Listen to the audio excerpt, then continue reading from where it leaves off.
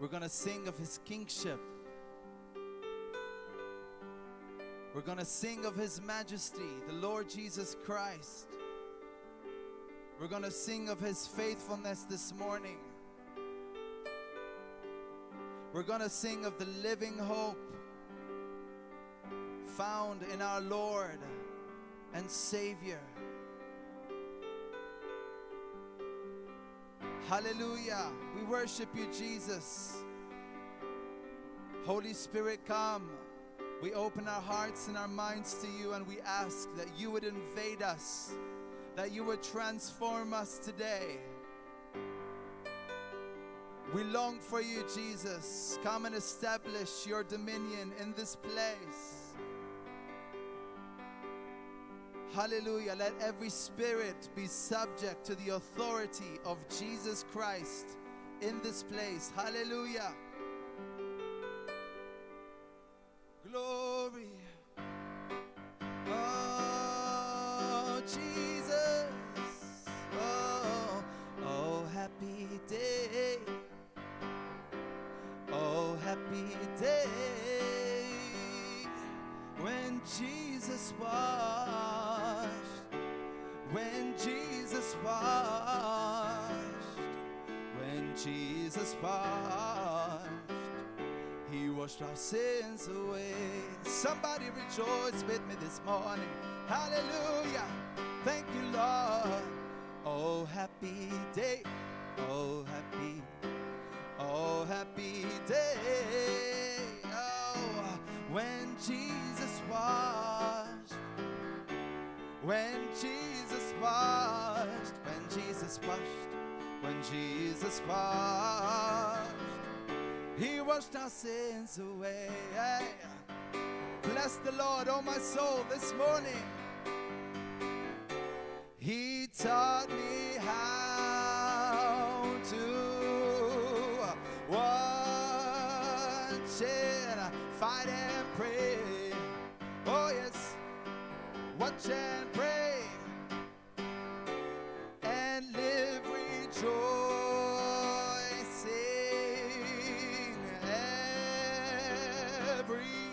Every day, oh yes, every day. Oh, happy day. Oh, happy day when Jesus washed.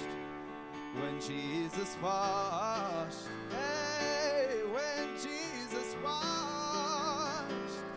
He washed our sins away. Put your hands together, come on. Let me hear you. Yes, church.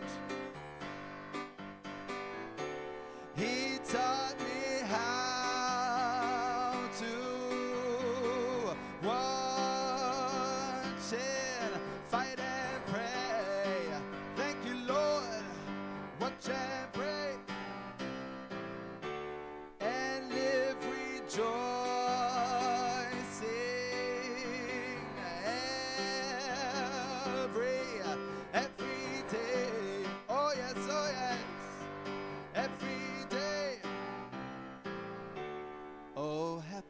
Day.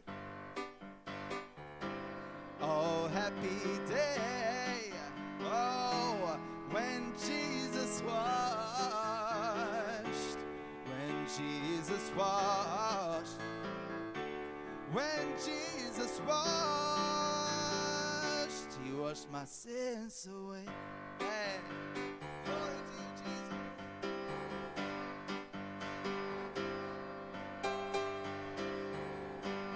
Hallelujah.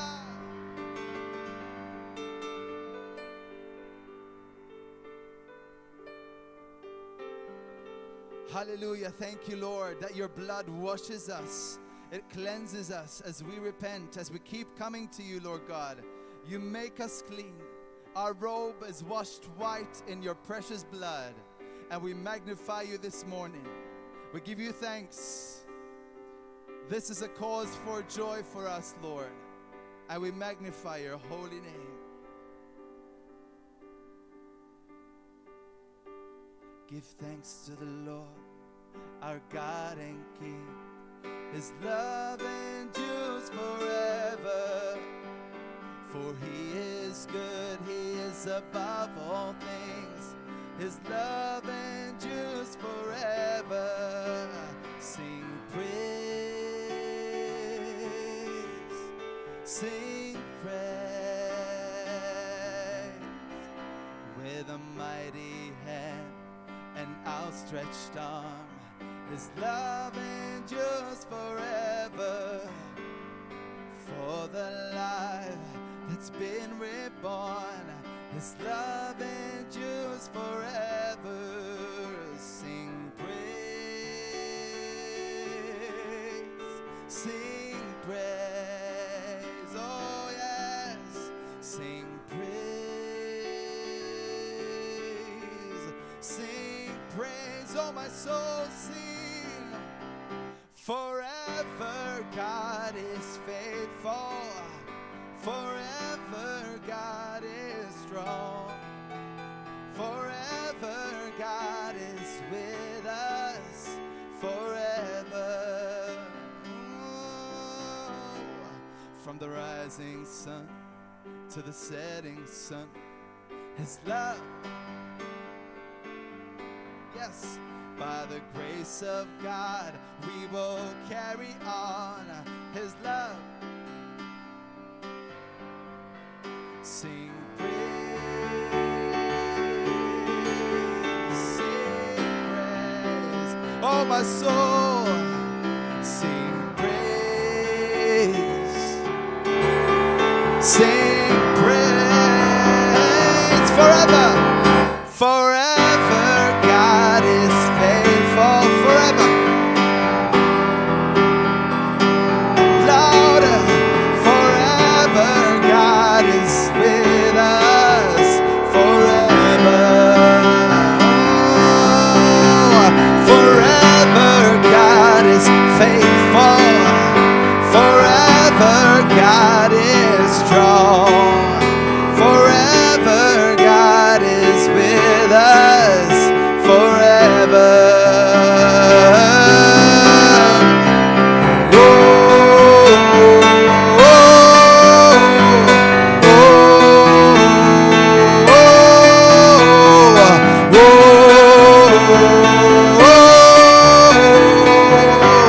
We sing of your love one more time.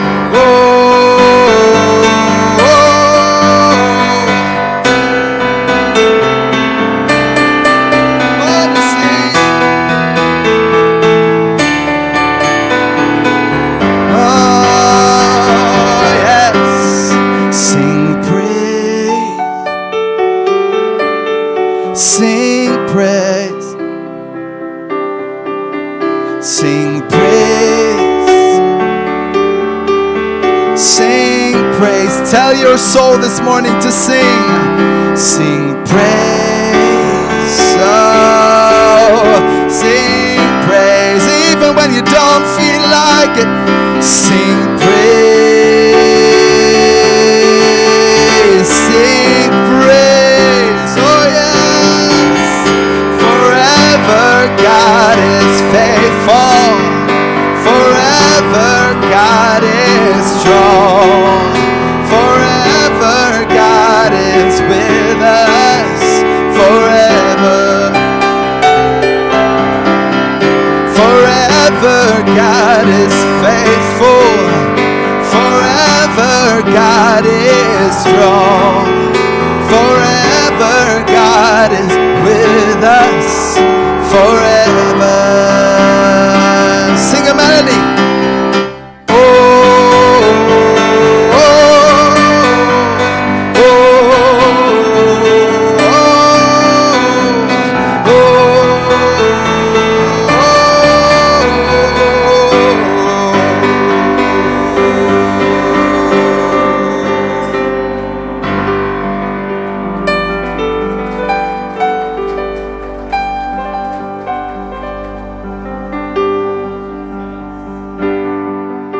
Some of our faith is being stretched in these last few weeks, but the Lord is saying, I'm faithful.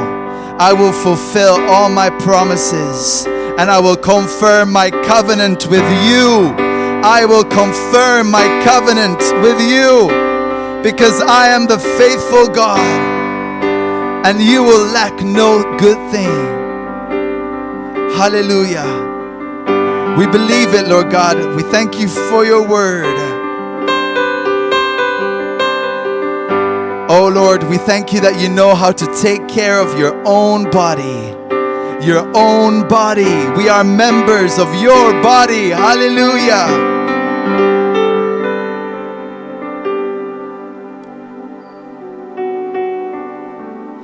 Crown him with many crowns, the Lamb upon his throne.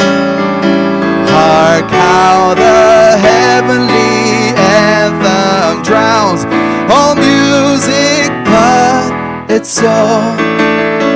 Awake my soul and sing of him who died for thee, and hail him as thy matchless King through all eternity.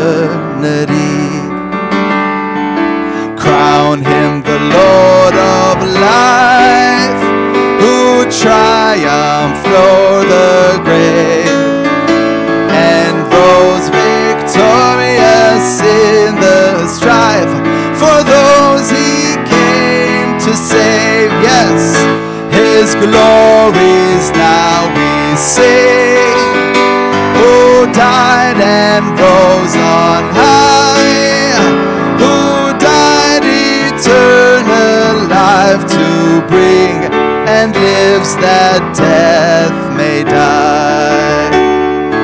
Crown him the Lord of peace, whose power a scepter sways.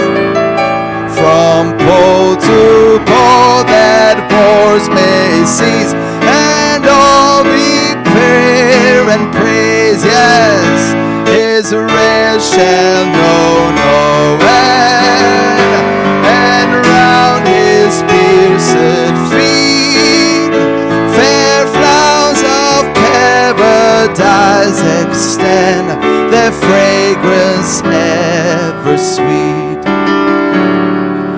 Crown him the Lord of love, behold his hands and side, those wounds yet visible above, in beauty glorified.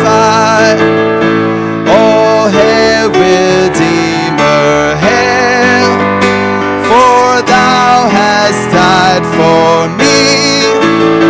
Thy praise shall never ever fail throughout eternity. We love you, Jesus. Crown him with crowns of gold, all nations great and small. Crown him, ye martyred saints of old, the Lamb once slain for all. The Lamb once slain for them, who bring their praises now as jewels for the diadem that girds his sacred brow.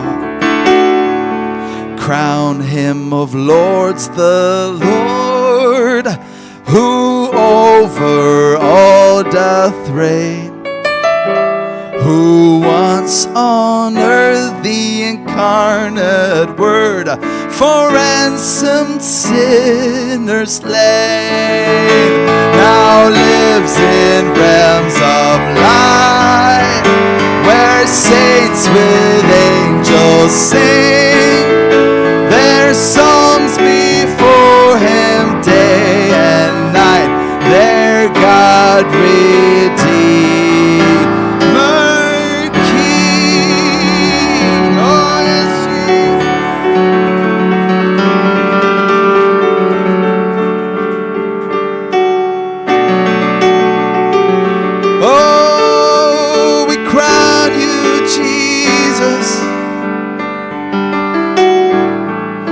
Crown you with our praise.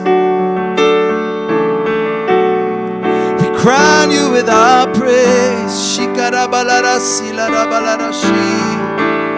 Serebe shilaraba. Lift up your voices. Sherebe silarabala shilara. Ooh, you are King, you are Lord.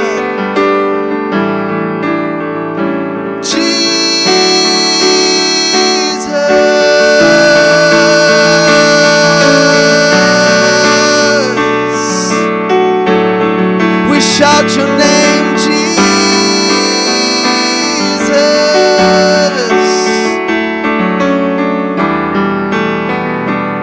There's no one like you.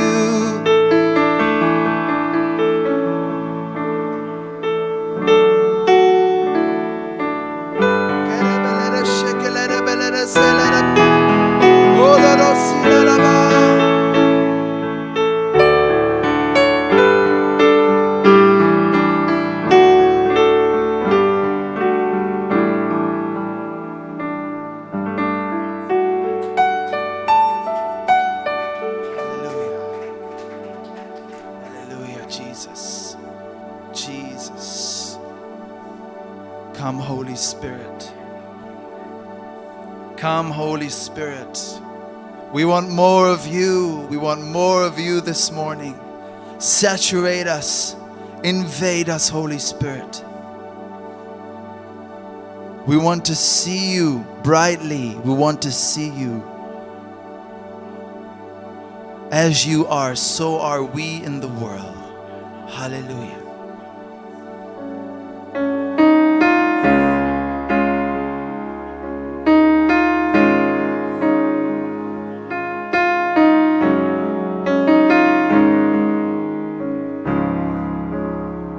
How great the chasm that lay between us. How high the mountain I could not climb. In desperation, I turned to heaven and spoke your name into the night.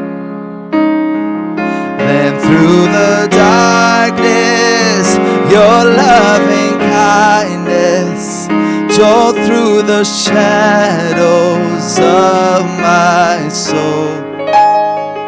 The work is finished, the end is written. Jesus Christ, my living hope. Ah, my living hope. Who could imagine so great a mercy? What heart could fathom such boundless grace?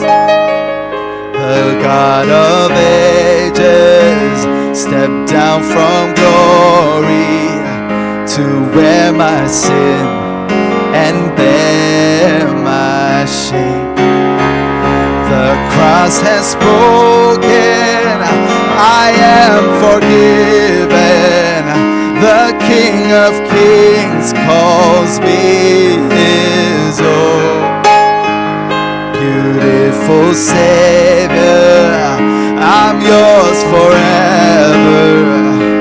Jesus Christ, my living hope. Oh, we praise you, God. Hallelujah. Praise the one who set me free. Hallelujah. Death has lost its grip on me. You have broken every chain. There's salvation in your name. Jesus Christ, my living hope. Yes. Hallelujah. Praise the one who set me free. Hallelujah. Death has lost. Oh, you have broken every chain. There's salvation in your name. Jesus Christ, my living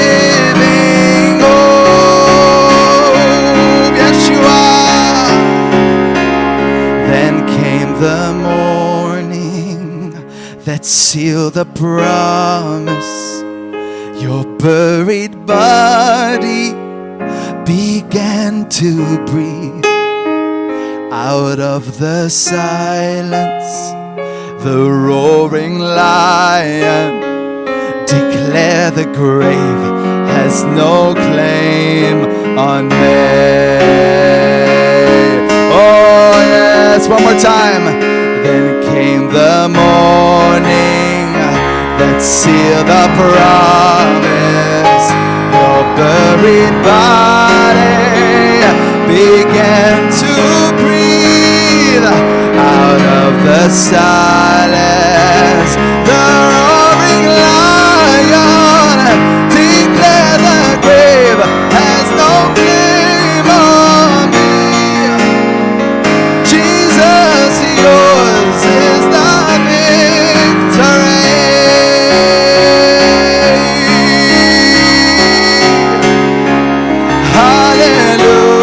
Hallelujah, praise the one who set me free.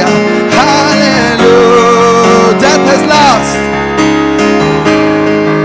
Yes, you have broken every chain.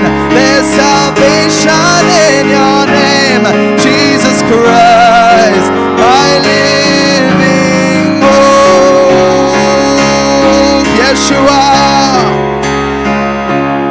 hallelujah, praise the one to lift it up. Hallelujah,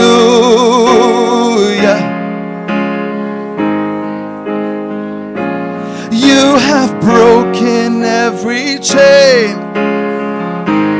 Yeah, Jesus Christ, my living hope. One more time. Hallelujah. Hallelujah. Praise the one. Hallelujah. Death has lost. You have broken every chain. Jesus Christ, my living hope. Yes, you are. You are a living hope. You have broken every chain. There's salvation in your name, Jesus Christ, my living hope. Yes, hallelujah.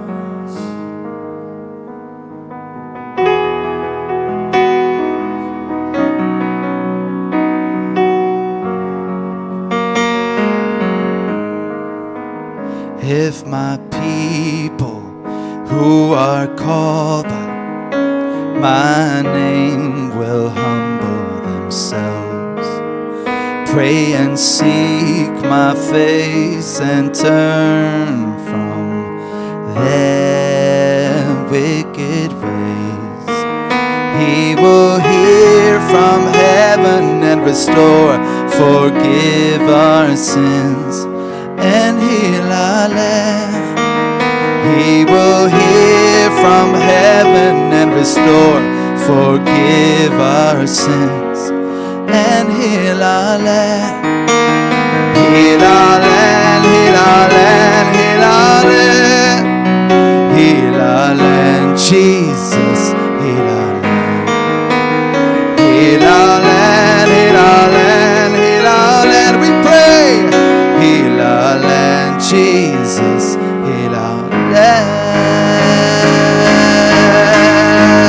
Stop the fighting, stop the killing. United we stand, divided we fall. You're my brother, you're my sister. Come let us pray to our merciful God. Father, hear from heaven and restore, forgive our sins and heal our land. Father, hear from heaven and restore, forgive our sins and heal our land. Heal our land, heal our land. Yes, heal our land, Jesus, heal our land. Heal our land, heal our land, heal our land. Heal our land, Jesus, heal our land. When we call on the name of the Lord, He's mighty to save. He's able to set us free. He will hear us. He will save us. He will help us, Jesus. Heal our land, heal our land, heal our. We cry out, heal our land, Jesus, heal our land. Heal our land, heal our land. Oh, heal our land, Jesus, heal our land.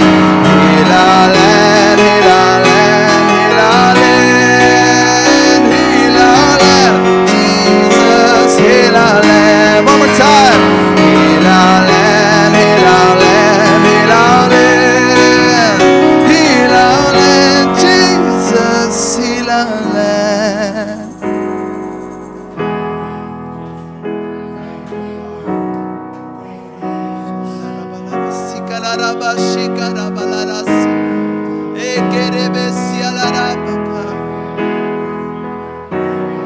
Cry out, Jesus. Oh, we need you, Father. We need you, God. Oh, Karabalarash. Oh, we call upon your name.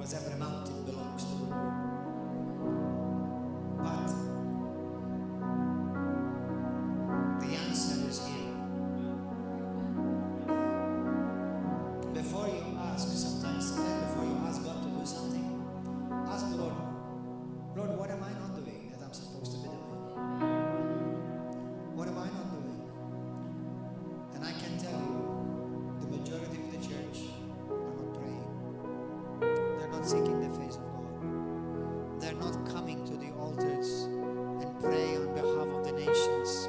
Pray on behalf of the church, actually. Remember, the church is in the nations. If you do a survey of how many Christians go to prayer gatherings, the results are desperately saddened.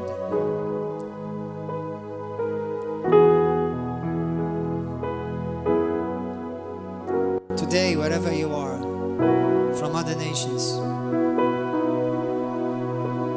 ask the Lord to give you a heart of an intercessor, a heart to stand in the gap. Make a fresh commitment today that not only you will pray on your daily life and on your private life, but you will also come in and pray in the house of God with the rest of the church and intercede.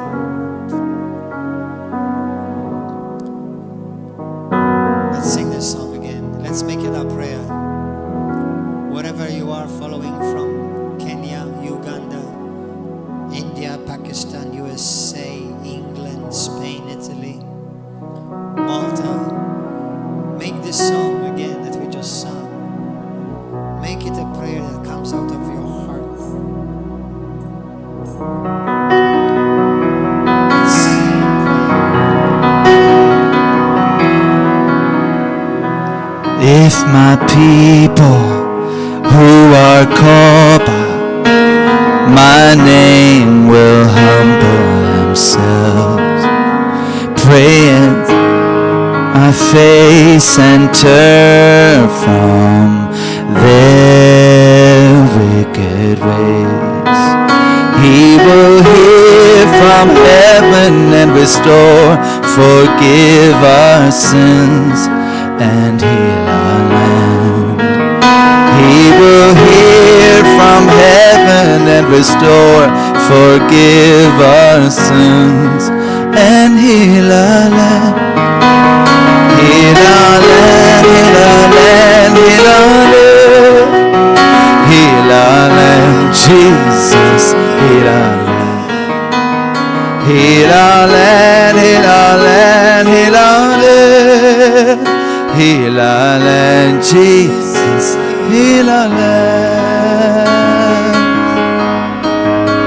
Stop the fighting, stop the killing. United we stand, divided we fall. You're my brother, you're my sister.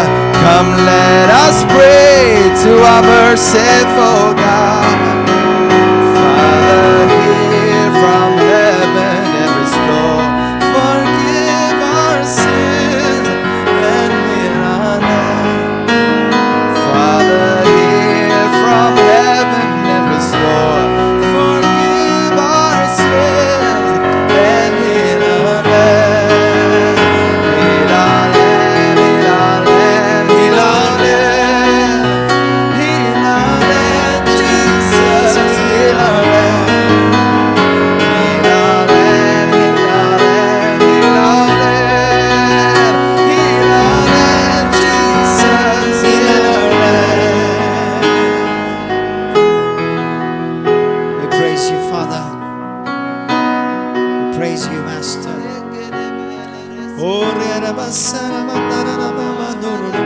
Everybody, wherever you are, all over the nations, in this nation, in this church, pray in the Holy Ghost right now and intercede. Intercede for the church. Intercede for those who have been backslidden. Intercede for those who were once part of this house. Those who walked in the house of the Lord in different houses of worship, that they will come back to the Father's house where the Father has planted them all over this nation. Pray for those who have been discouraged. The enemy has brought condemnation against them and making them believe lies. We call the sons and the daughters of God from the north, the south, the east and the west. And we say to you, north, give up the sons and the daughters of God. We say to you, south, give up the sons and the daughters of God. We say to you, east, give up the sons and the daughters of God. We say to you, west, give up the sons and the daughters of God. Let them go, says the Lord, that they may come and worship me. In the name of Jesus, Lord, we bind the cords of strongholds, chains, and knots of strongholds and condemnation. We break it off of the sons and the daughters of God. Those who called upon the name of Jesus, those who have made the confession of faith unto salvation, those who have been baptized, Lord God, in water and the Spirit, Father, we call them back in the name of Jesus. Hallelujah. Rabasokoda rababasanda. Shinarabanda rababosondorobo. Daramasia mandro mandaradi.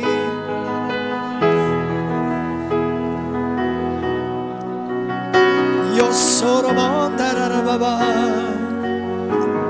Korodo sandarani amandorobo.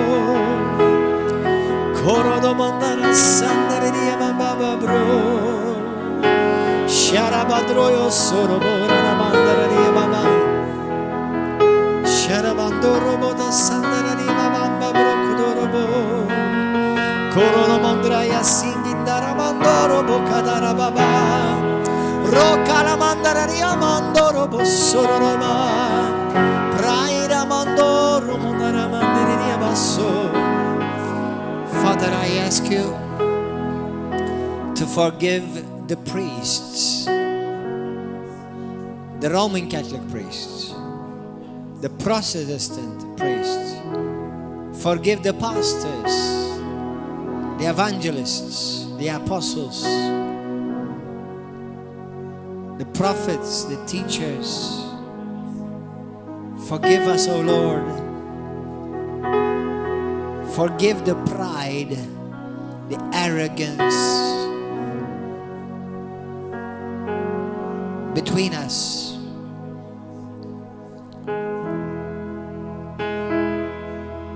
Instead of many times being about the Father's business,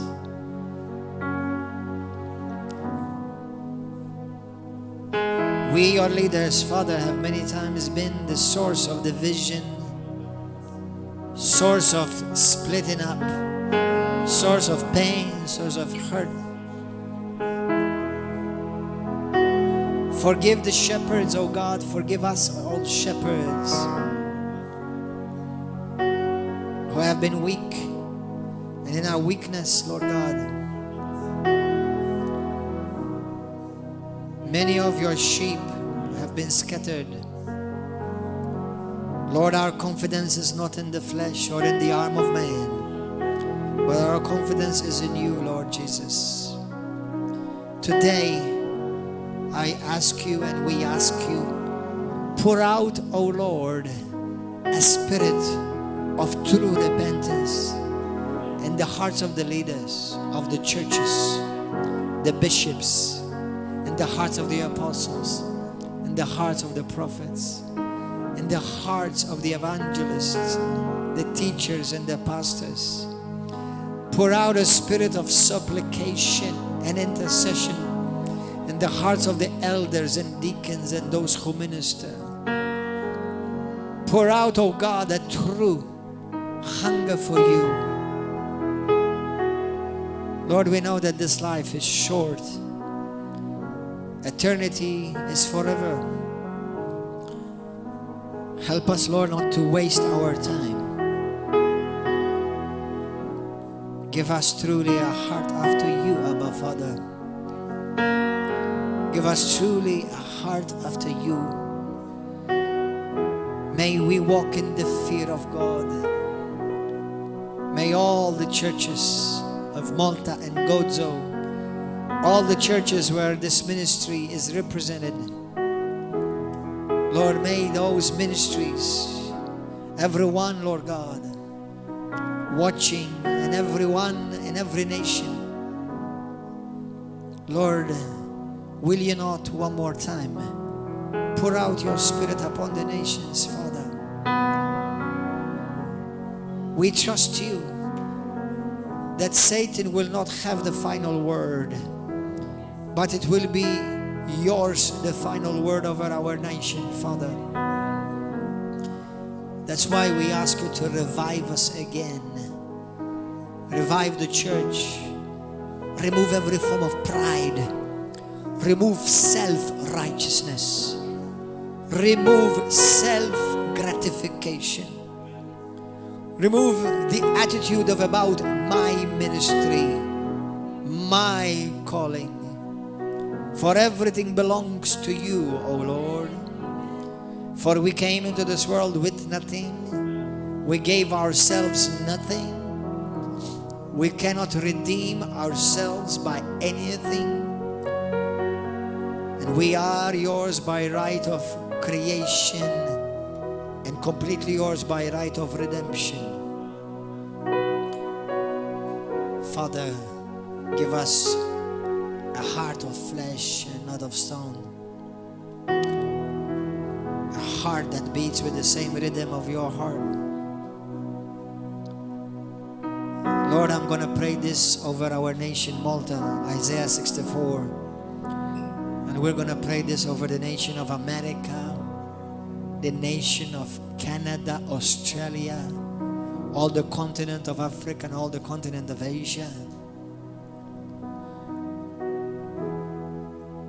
Specifically, Lord, we pray this over our nation, Malta and Gozo, Italy, Nigeria, Uganda, Kenya, Pakistan, Spain, Switzerland, France. Lord, revive Europe. Revive Europe. Strengthen your leaders. Strengthen those pastors who work hard night and day and who may have gotten wearied, tired. Strengthen those pastors, Father.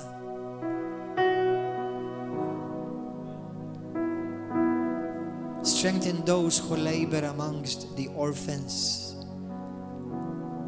those who strengthen and help provide for the orphans. Strengthen those who labor with the preaching of the word and the teaching of your word. Strengthen the marriages of River of Love and Nations for Christ Ministries. Humble our hearts, Lord. We humble ourselves, Father. We are aware that this life one day will soon be over. And we will be thrown into eternity. Whatever that is in our heart, if anything is not of you, Lord, bring it to our attention that we may deal with it, repent truly, not in words only, but with our actions, with our choices we make every day, with the decisions we take every day of our lives, Father. Let's pray this together from verse 1 through verse 9, Isaiah 64. Oh, that you would rend the heavens, that you would come down, that the mountains may shake at your presence. We don't want the natural mountains to shake. We want the mountains like governments, empires, kingdoms. That's the kind of mountains we want to see shaking. Ministries, churches.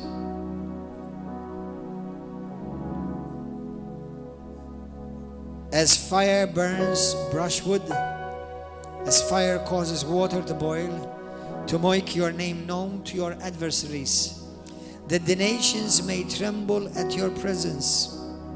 When you did awesome things for which we did not look, you came down. The mountains shook at your presence.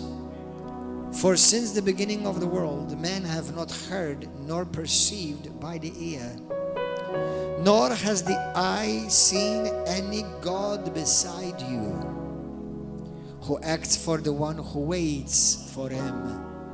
Waits for the one who waits for him. Acts for the one who waits for him. Acts for the one who waits for him. Acts for us if we wait upon him. You meet him who rejoices and does righteousness, who remembers you in your ways. You are indeed angry, for we have sinned. In these ways we continue, and we need to be saved. But we are all like an unclean thing, and all our righteousness are like filthy rags. You know, let me put it prophetically here for the church. You know, our good deeds, many churches do good things, but what do good things mean if it's our agenda, not God's agenda? What about the governments, those above us in the natural? They do good things, but what do their good things mean to God if there is no true righteousness that comes from God? We all fade as a leaf, and our iniquities like the wind have taken us away. There is no one who calls on your name, verse 7 I'm reading, who stirs himself up to take hold of you. Lord, there is someone who calls on your name.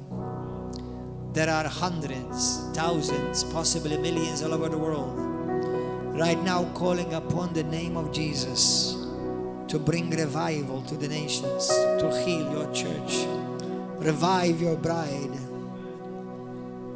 Stop the wickedness, stop the bloodshed of innocent children, babies in the womb.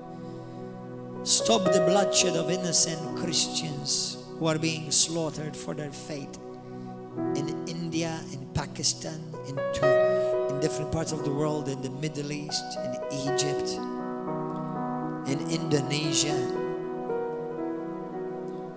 Christians who are being slaughtered and persecuted, which unfortunately most of our secular, liberal platforms and news agents don't ever report. But you can see this, Father, you see everything. Today there are millions, there are thousands who are rendering their hearts and not their clothes, and they're fasting and seeking you and praying. Lord, you have raised up a people. Surely you will not overlook. Who stirs himself up and take hold of you. For you have hidden your face from us and have consumed us because of our iniquities. But now, O Lord, you are our Father. We are the clay, and you our potter. And we all are the work of your hand. Do not be furious, O Lord. Even though the nations, our governments, the churches who have rebelled against you, who have compromised your truth and your holiness and your righteousness, we may deserve it, your righteous indignation. But Lord, in your iniquity forever, indeed, please look, we all are your people. Please look, we all are your people, and have mercy and forgive us.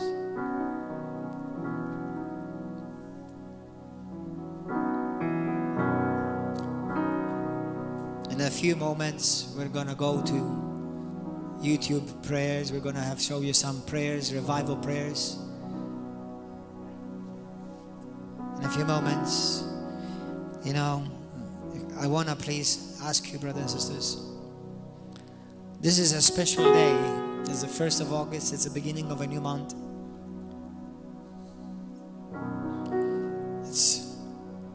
half a year is already over. I want to encourage you to fast. I want to encourage you to fast.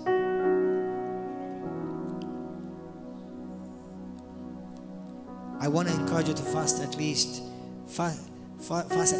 all this month. A whole month. Many nations are fasting right now.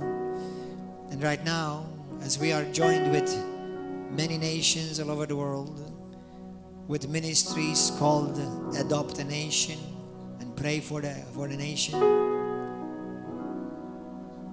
I will encourage you to do this month a fast, daily fast for a whole month. You may fast from different things. Fast as the Lord leads you.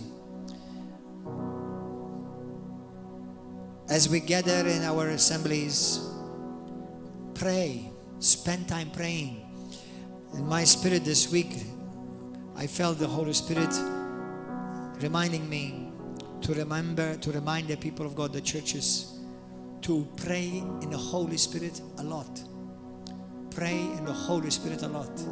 And pray in the Holy Spirit in the congregation, in the churches. Pray in tongues. Obviously, for those of you who may not understand why that is important, number one, there are many great benefits. It's a gift from God.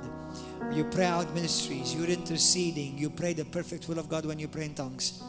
But in a congregation, we're not speaking to each other in tongues, we're speaking to God. So when we're praying corporately, speaking to God, you don't need interpretation. The Holy Spirit prays through you the perfect will of God for the saints. And the church needs prayer, brothers and sisters. I believe, firmly believe, that the nations are in the conditions that they are is because the church is backslidden. You tell me, but I love God. I am walking with Jesus. Good, praise God. I know that there are many who love Jesus, who love God and obey Him. But the Lord has a bride. He's not just coming for an arm or an ear or a piece of the stomach. He's coming for the whole body. So that's why we need you. I cannot say, well, as long as my lungs are working, I'm fine. Well, as long as my hand is healthy, I'm fine. No. The Lord wants His whole body healthy. And this has been the problem in the body of Christ all over. Many are nonchalantly, non-caring, could care less about how the condition of other churches and Christians are. And that's not the heart of the Father. That's not the heart of God. So we need to intercede. And I encourage you not to miss the prayer meetings, the prayer gatherings. My house shall be called a house of prayer for all the nations.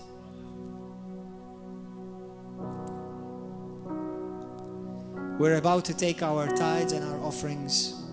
For those of you who would like to, you can send by BOV app. Those of you on the internet, you have the information on YouTube and also on our website. How you can, if you wish to send a donation by bank transfer or by check. Or if you're in Malta and you don't want to use any of those.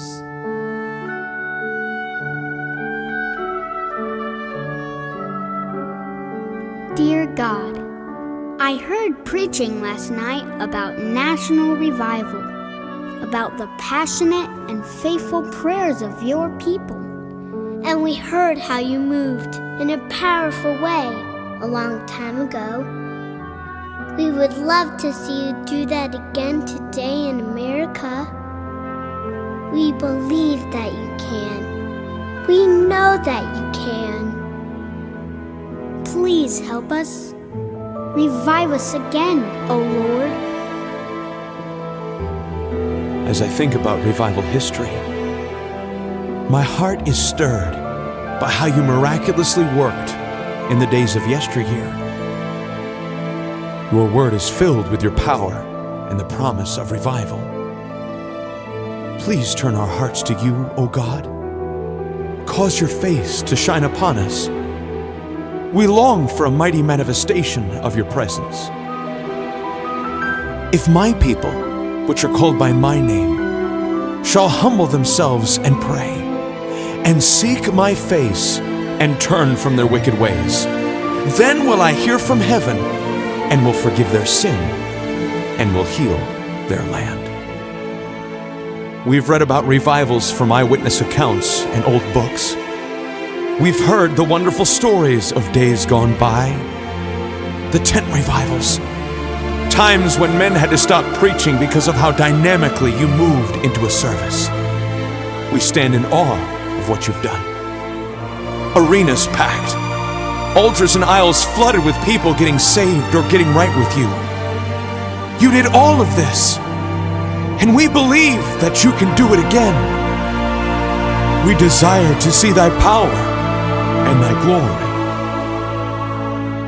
God, you're a consuming fire. How you moved in Wales in 1904 and shook the world. We desperately need your touch today.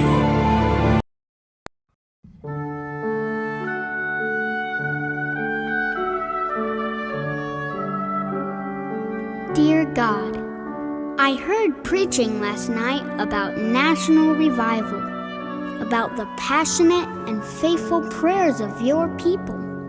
And we heard how you moved in a powerful way a long time ago. We would love to see you do that again today in America.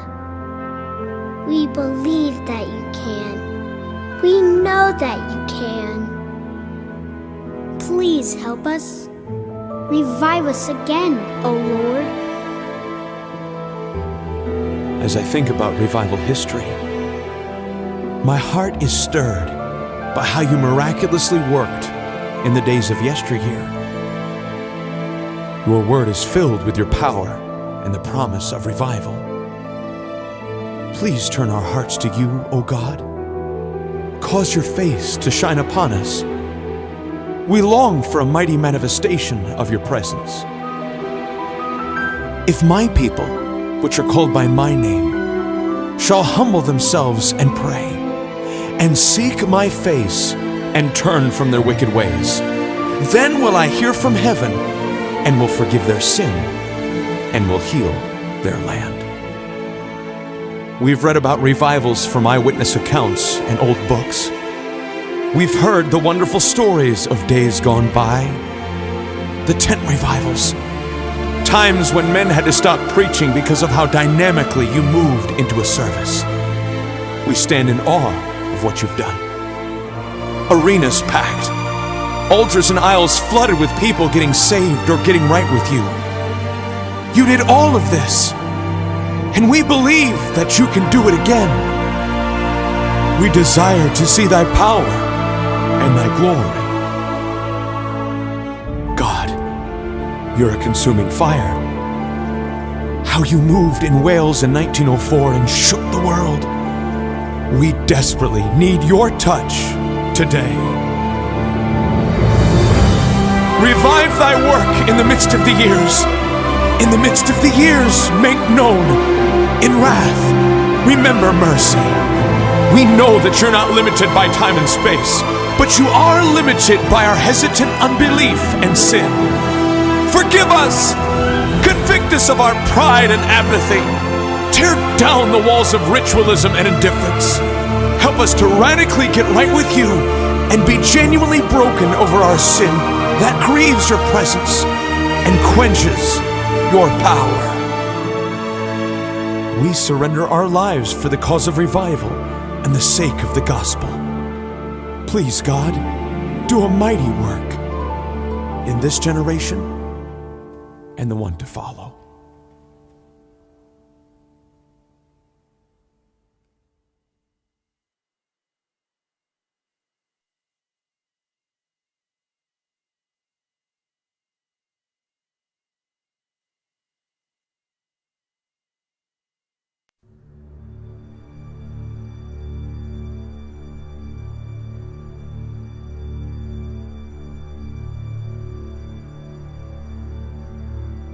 I'm sick of theology and words.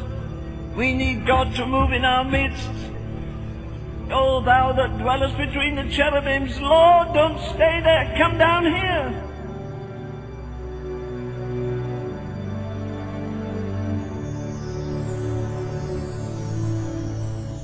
The one thing that alarms me in America and England is that there is no alarm in the church. You say America needs God. No, she doesn't. The church needs God. If the church gets God, America will soon feel it. She'll be staggering. A preacher said something the other day that's very disturbing to an audience that he was addressing. He said, I want to tell you that if God withdrew the Holy Spirit from my church today, it would function tomorrow the same way. We wouldn't even know he'd gone. And methinks that might be written of many churches in that we become so mechanical.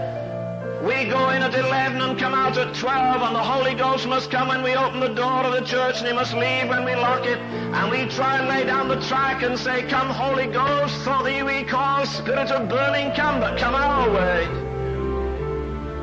We've laid down the conditions. Holy Ghost, come, but please don't violate our theology. Don't upset our status quo. Don't break our hearts over a lost world.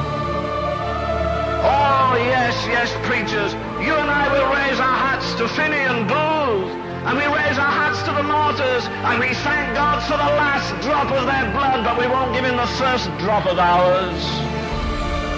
I can't live another day without the fire of God, consuming me everything that's un-Christ-like, consuming me everything which hinders surrender everything. That's revival. When you can't sit through the meeting, you feel you've got a burning cancer.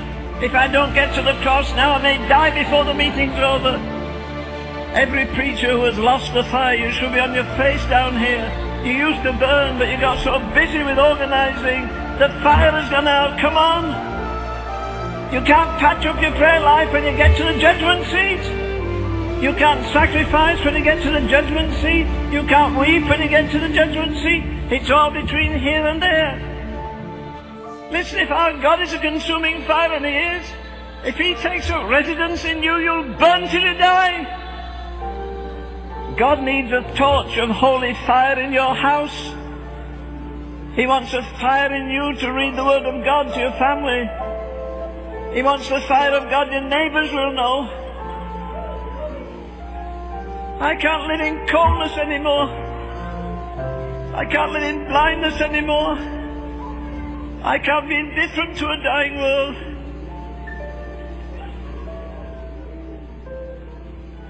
Yes. Glory. Glory to God. Thank you, Father. Oh, Lord. Oh, Lord.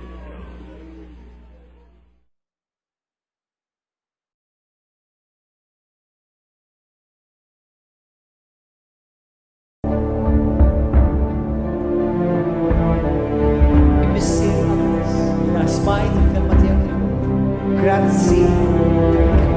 Ġesu, ma rridx biss il-forma.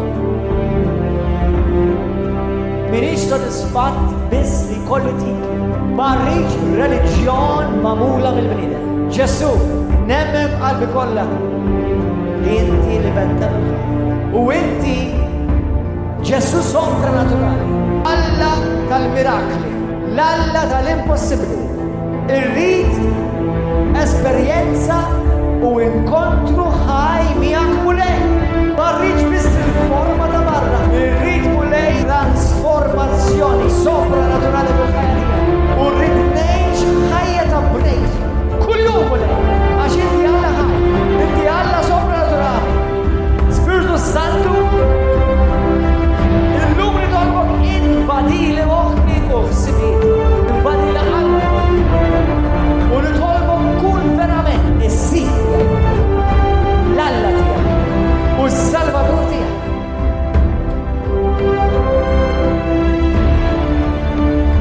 Ma rridx ħajja falsa, ma rridx ħajja doppja.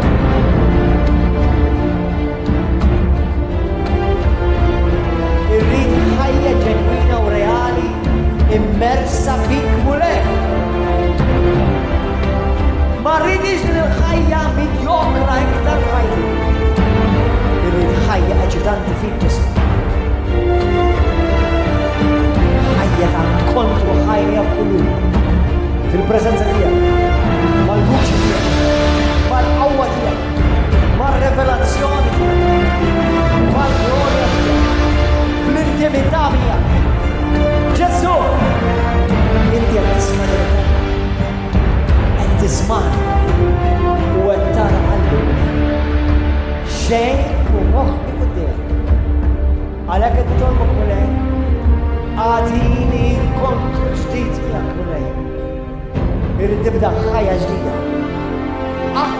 bidi. Aħfir li fejn qastek mulej. U għatin il-grazzi. Illum il-qudiem nibda ħajja ta' trasformazzjoni. U mulej nħallik tagħna ħajti, nħallik topera int f'qalbi. U biħsibijieti. Mulej, għamel minni dak li trid int. Kisser minn fuq ħajti. Kull saħħa jew mamur. Aqla minn ġovija mulej. Dak kollu li mhux ġej minnek. Jiena llum niddikjara li għandi ħajja ġdida f'Ġesu Kristu. Mulej nofrilek qalbi, nofrilek ħsibijieti, nofrilek ġismi. Kull organu li hemm ġismi nofrih lilek mulej. Għax ma rrid nagħmel l-ebda ċans lill-għadu li jidħol f'xi erja fil-ħajja tiegħi. Għalhekk mulej, f'kull erja f'ħajti qed nidħolbok Ġesu, ittrasformani. Irrid insir nixbaħ lilek Ġesu. Minn spiritu permezz tal-Ispiritu, minn glorja għal glorja. Nixbaħ lilek Ġesu. Hekk kif jiena nħares lejk, nimmedita fuq il-ġmien tiegħek Ġesu. Illum irridi li trasformazzjoni Ġesu. Minn qalbi qed nitolbok. F'isem Ġesu Kristu. Illum jiena ta' Ġesu li bentalla l-ħajja. Is-sirien nubieti huma maħfura. Imlin jista' stess bil-preżenza għal-bisa tiegħek. U użani għal-glorja tiegħek. Grazzi mulej ta' ħajja ta' trasformazzjoni u ħajja ta' breakthrough. Nirringrazzja. Tibda issa bil-ħajja. Nedda l-Ispiritu Santu jiġi għammal fik. Ix-xitan ineħħi jdejh minn fuq ħajti. Jien ta' Ġesu Kristu. Aħsirni issa mulej bid-demm prezzjuż tiegħek.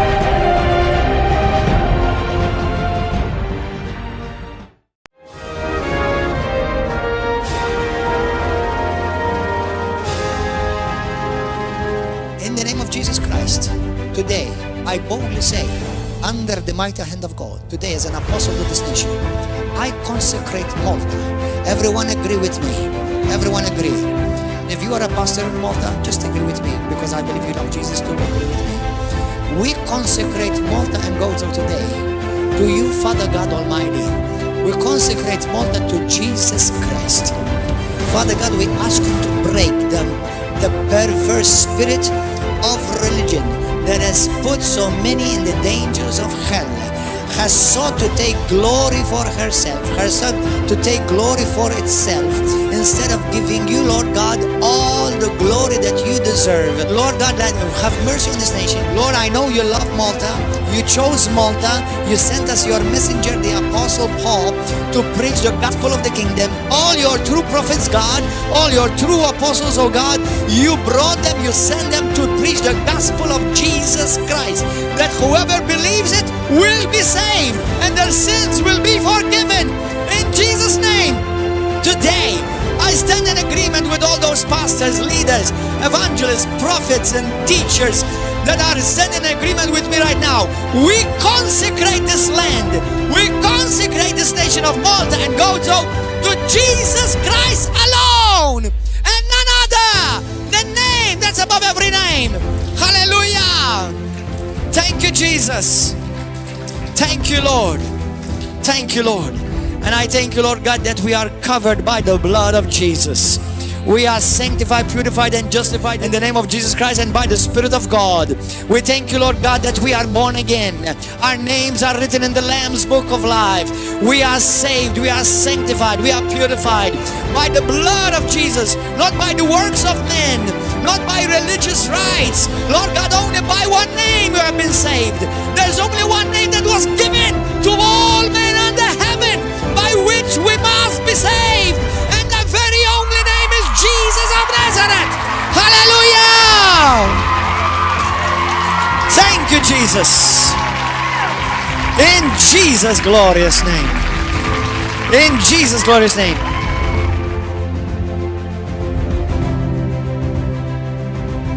Come on, everybody, rise up and let us magnify the Lord. Hallelujah. Stand up and magnify Jesus right now. Everybody lift up your hands. Praise God. We magnify you, Lord. We magnify your holy name. We declare that Jesus Christ is Lord. He is God. He rules and He reigns in our lives and over all the nations. We declare you, Jesus, you are the King of all nations. Hallelujah. You are the King of all nations, Lord God. And Father, we thank you by showing us these wonderful videos to inspire us. Prayers that will forever go on and on and on. And they will be lifted up before your throne, Father. Day and night, night and day. Hallelujah. We give you praise, Lord. We thank you, Father. I want to thank you for all those who are following on the internet. All of those who are following on YouTube. All of those who are receiving impartation through this video, Father. In Jesus' glorious and mighty name, Father.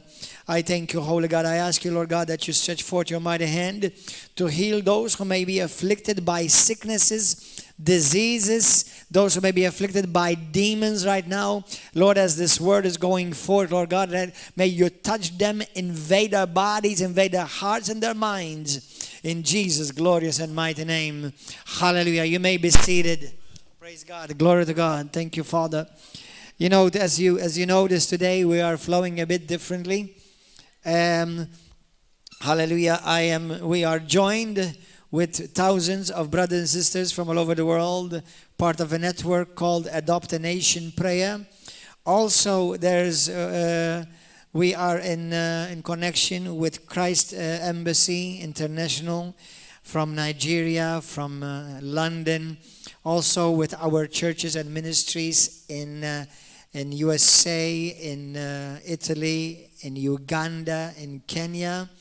And they are joining us. If you are joining us, please write us a comment on YouTube or on Facebook as you are watching this live stream. Write us a comment. If you are from some other country, I know maybe it's most likely we have brothers and sisters following us from India and Pakistan as well.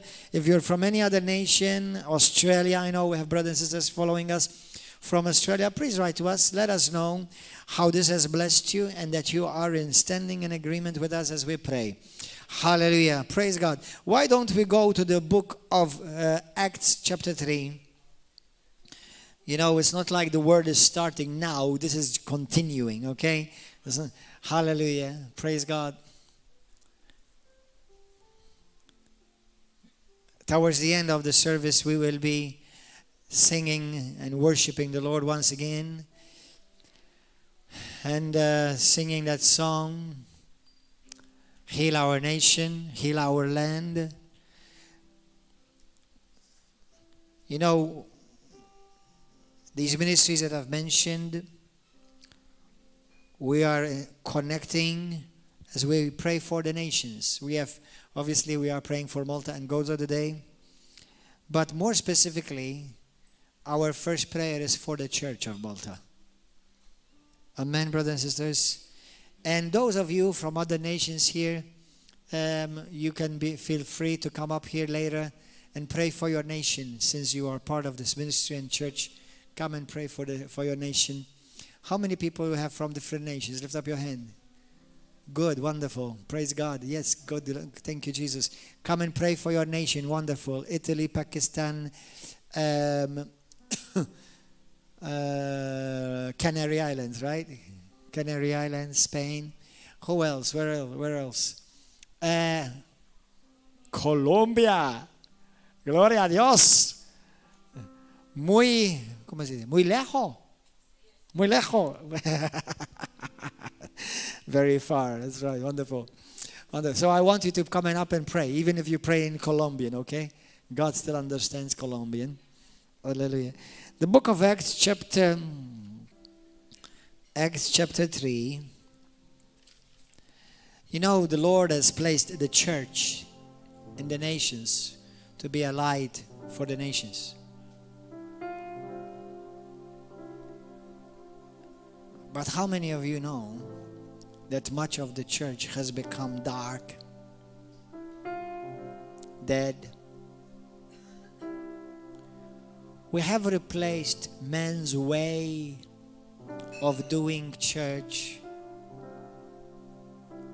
when the Lord had a different idea.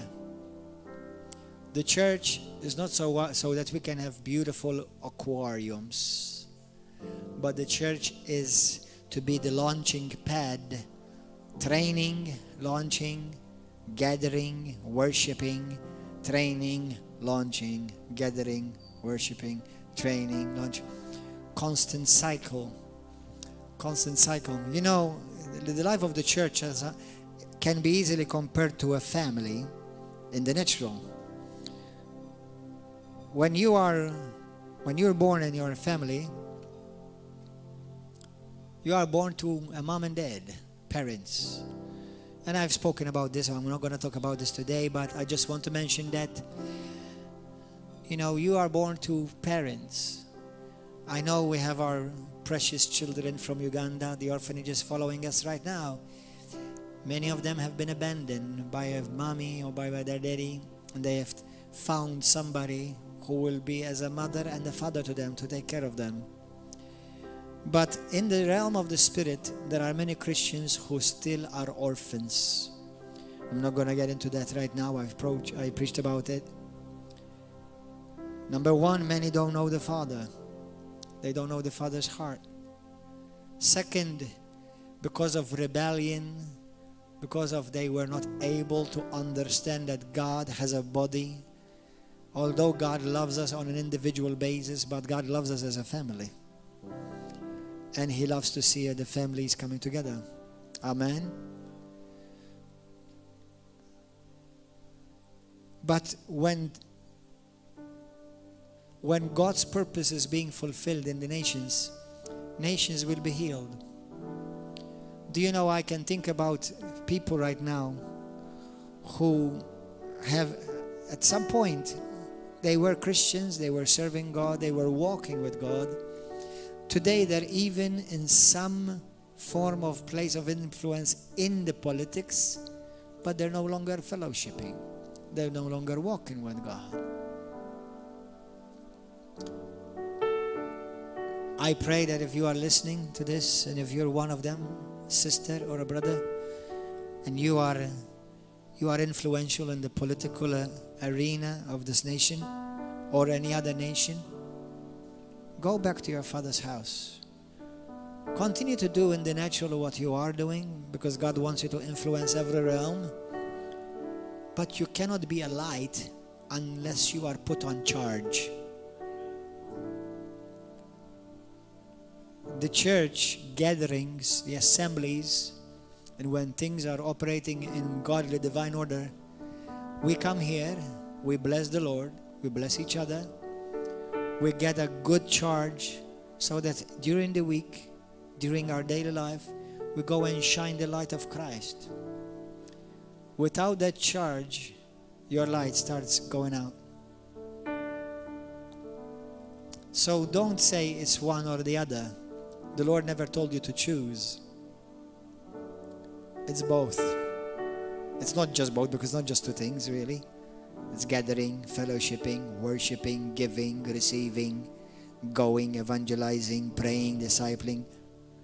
All of this has to work together in perfect harmony. And if we all understand that there is a place for you in the body of Christ, you don't have to be competing or try to feel intimidated by somebody else's calling or gifting, then you stopped looking at Jesus. Because you're not supposed to be like me. You're supposed to be like Jesus. Whether you're an evangelist, pastor, teacher, missionary, encourager, whatever you are, you're called to be like Jesus. Not like me. And we need each other. In the book of Acts chapter 3, as we are dedicating this service and this month of August for prayer for our nations, for prayer for revival in our nation, as we are dedicating and consecrating a fast, let the Lord speak to us today.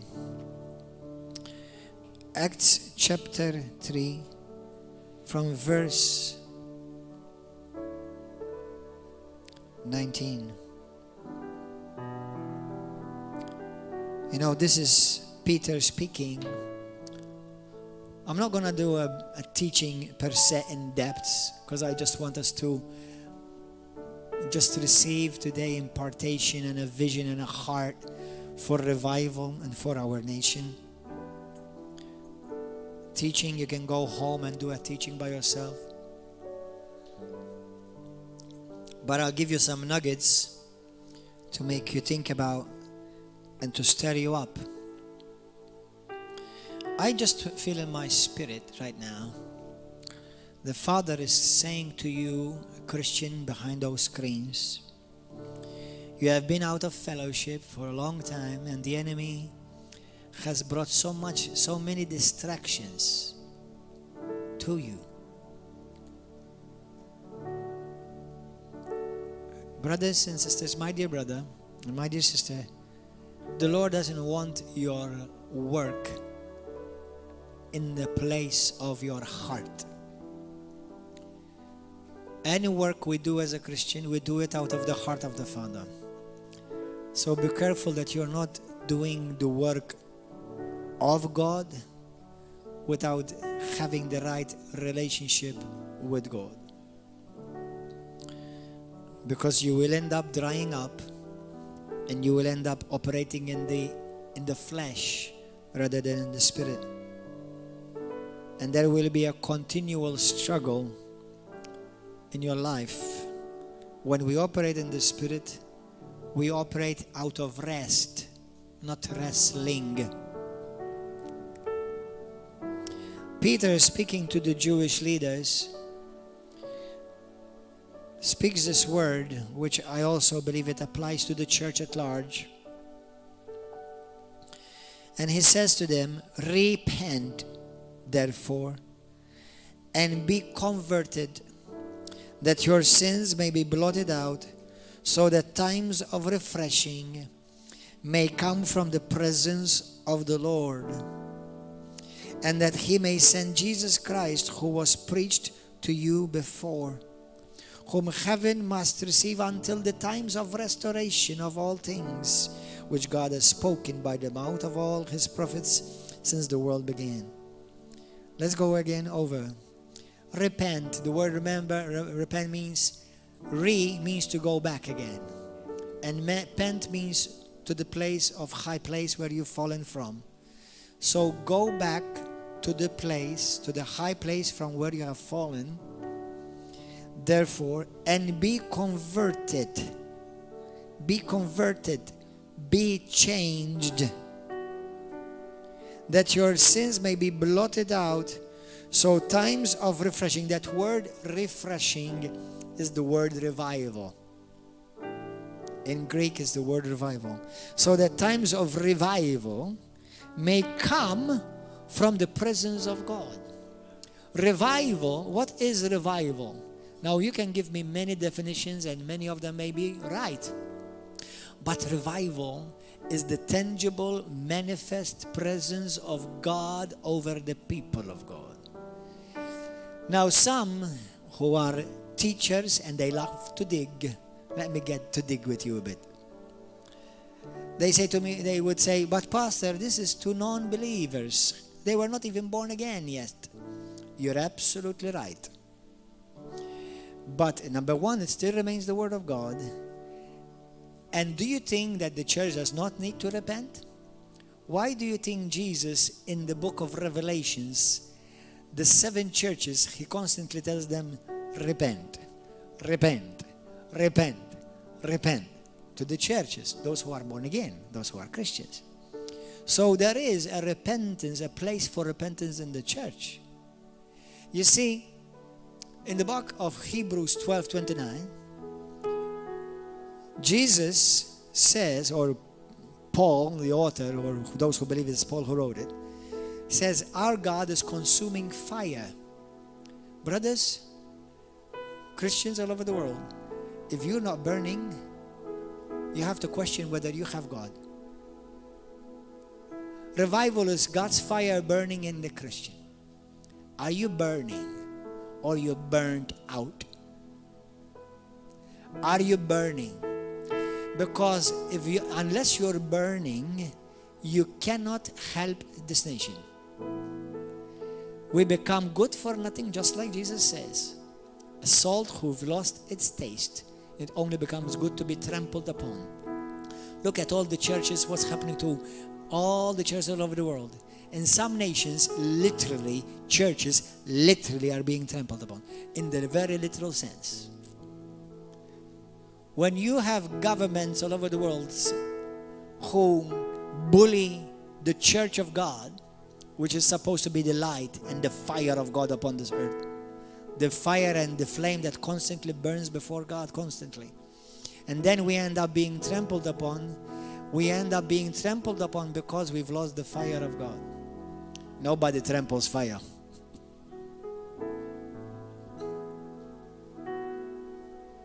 But the thing, you see, there's a very common and very serious sin in the body of Christ. It's called individualism.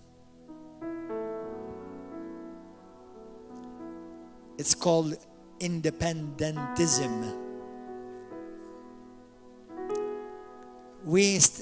Because we've understood that we are saved by grace, and many have understood that we have been called and we have a mighty inheritance in Christ, many have thought that they are going to be the saviors of the world, when the Lord says, no, I want you to do it as a family. I want you to do it as a one body, because I want you to understand what it means to submit to one another in the love of Christ, how to have to cooperate and to bow your head to your brother and to your sister. This is what brings me glory, because it's not about you. It's not about the office of the apostle or the office of the evangelist or the office of the prophet. It's about nobody's office. It's about Jesus Christ. It's not about us as individuals. So the spirit of individualism, which behind it is the spirit of arrogance and pride, you know, well, it's because God called me to do this. Or, hey, what about my calling? What about my anointing? You don't even own yourself. You did not even make yourself. You didn't save yourself. You didn't anoint yourself.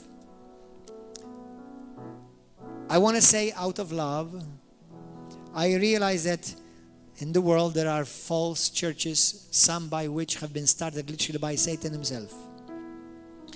And I have serious questions. Those have started in rebellion, because rebellion is of the devil, not of God the Father.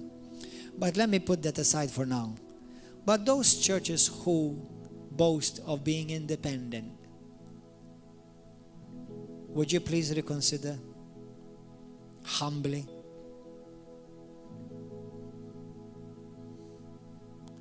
There is no gift of independence. There is no fruit of independence in the body of Christ. We are all co-dependent. And I realize that, you know, sometimes out of something bad, something good comes out of it, as well as vice versa. But look at the promise. You see, God's word is full of promises. The Lord is saying to us, repent, change your mind, return back to where you have fallen. Therefore, and be converted, that your sins may be blotted out. Isn't this scripture similar to 2 Chronicles 7:14? Most Christians know it by heart. If my people who are called by my name would humble themselves, seek my face and pray. What is humble themselves and seek my face? It's called to repent. Turn from your own ways. Turn from their wicked ways. Repent and seek my face. And pray that I will hear from heaven and I will heal their land. Look at the same word in the New Testament. Repent therefore and be converted, so that your sins may be blotted out. The Lord wants to forgive the sins of our nation. The Lord wants to forgive the sins of the nations, so that the latter rain will blow out. So that the rain of the Holy Spirit will invade the nations of the world. But I believe God is waiting upon the church, so that times of refreshing times of revival may come from the presence of the Lord. And that He may send Jesus Christ. Brothers and sisters, so guess what the Lord is saying here? Before Jesus Christ is sent, He wants to see revival. Isn't that what it means? The Lord saying, before I send Jesus, I want the nations to repent. And namely, not the nations by themselves. I want the church to repent so that the church will lead the nation to repentance so then Jesus Christ can come. Now, we're either going to let Satan have his way, and say Jesus will eventually still have to come anyway, or else we're going to say, Lord, we're going to cooperate with you. And instead of allowing the devil to have his way and have his last word, we're going to cooperate with you. And we cooperate with you by cooperating with your divine design, which glorifies you, which always glorifies God, not glorifies a man or a denomination or a movement.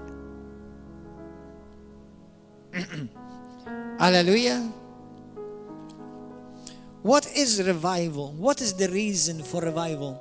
Now, some may say there's the difference between revival and outpourings of the Holy Spirit. To some extent, it is true there is some difference, but ultimately the results are the same. The fruit is the same. And the outpouring of the Holy Spirit is where there never have been anything. The gospel is preached and the Holy Spirit is poured out. Repentance is somebody who's experienced Jesus. They once walked with God, but they died. And now they need to again another boost.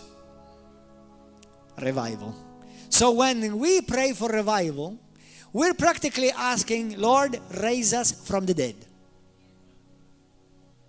We were once alive, but we died. The church once was alive, but the church died. That's why the nations are in the mess that they are.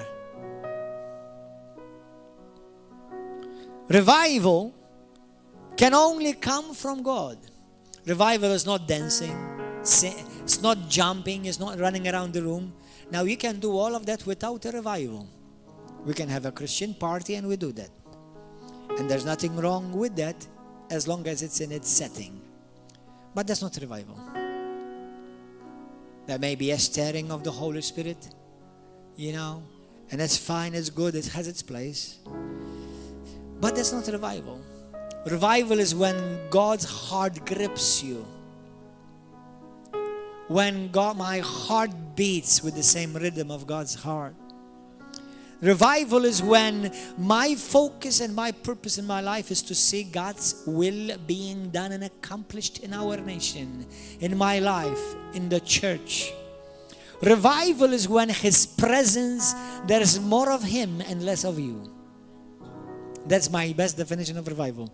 More of Him and less of me. When there's so much of you, there's so much of Him, Lord. There's so much of you, Jesus, that there is hardly left of me. My flesh, my ways, my attitudes, my wants, my likes. Revival, the purpose for revival is for souls to be saved and for the church to be revived. Every true, genuine revival, whether it's the Wesleyan revival, whether it's the Welsh revival, whether it's the Azusa Street revival, whether it's the Toronto revival. There are many revivals all over the world through the ages. When there was the healing revival, souls were saved. The presence of God entered the room in a tangible, manifested way. Brothers and sisters, if you are satisfied where you are with God, you're not a candidate for revival. Or I should say maybe even the opposite. If you are satisfied, you're a candidate for revival. Well, if I'm satisfied with my walk with God, then I'm not a candidate to desiring more of God because I'm satisfied. But the fact that I'm satisfied shows me that most probably I've become accustomed to doing church without the power of God. I've gotten accustomed to have Christianity without the manifestation of the Holy Spirit. I've gotten accustomed without seeing any differences, changes in my life, in people's lives whom I encounter. Then I need revival. Familiarity is a very deadly sin, unfortunately, in the body of Christ. It is for backslidden Christians to come back, to be revived, to be raised from the dead.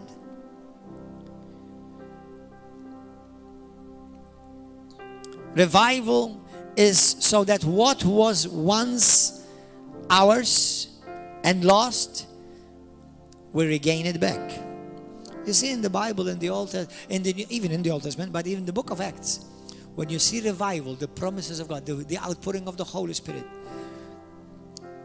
what do we see? Souls saved, mighty miracles wrought, healings, deliverances, a common occurrence.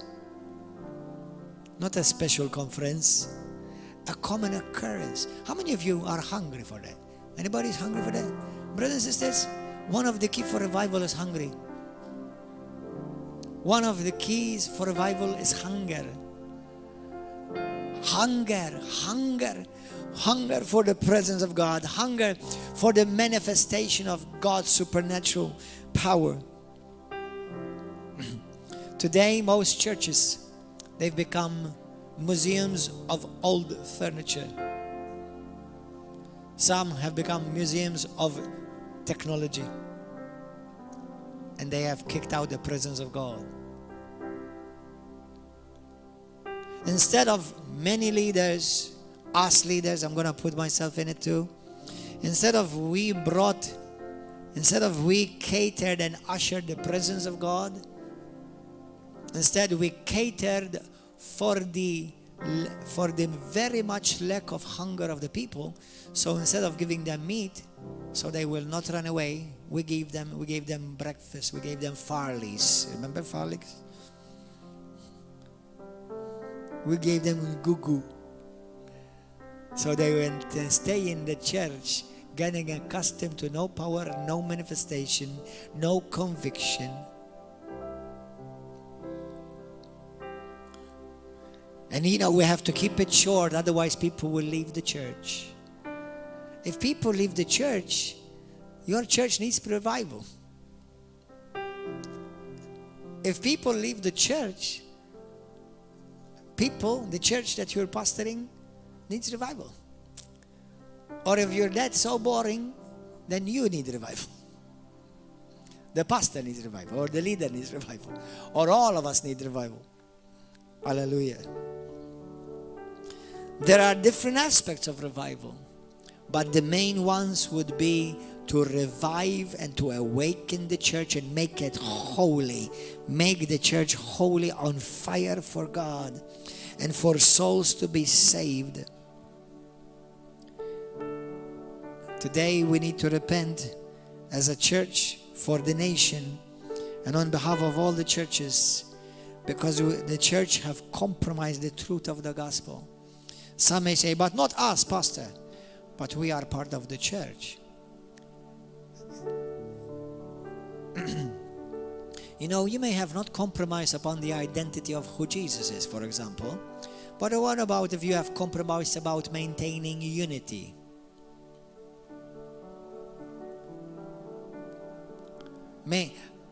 And walking in love to make things work, rather just walk out so that you will fulfill your ministry. Christians have compromised that. One of the other keys of revival and for the manifestation of God's outpouring of the Holy Spirit is oneness. One heart, one mind. The Bible says when the Holy Spirit came upon them, they were all together in one place, one mind, one spirit. How many of the Christians who may have not compromised on healing, who may not have compromised on the theology of Trinity and the nature of Christ. But how many of those who are so solid in this belief, yet they have compromised in maintaining unity in the body of Christ?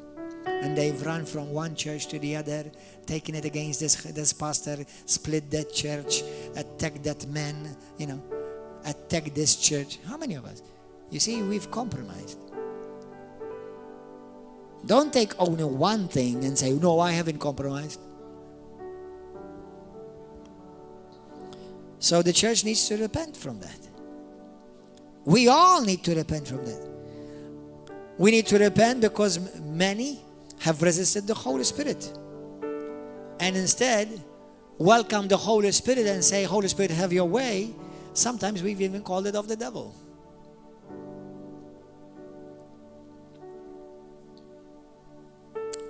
Where there is no presence of God, there is no power of God. Unfortunately, many churches have become satisfied doing church without the presence of God. Brothers and sisters, are you listening to me? Are you listening? Listen, don't put it on me only to bring the presence of God. Don't put it on the worship team to bring the presence of God. The presence of God comes when God finds your heart hungry. Maybe the chef is doing cooking a beautiful meal, but what is a beautiful meal if you are not hungry? So don't point your finger at anyone. We could in the natural, but we wouldn't be solving anything. So what have you done to contribute to see revival? What have you contributed? How have you contributed to see revival? By blaming the pastor, or blaming this church, or that elder, or that deacon, or that brother, or that sister? Wonderful. That's called carnality. And where carnality rules, Satan rules.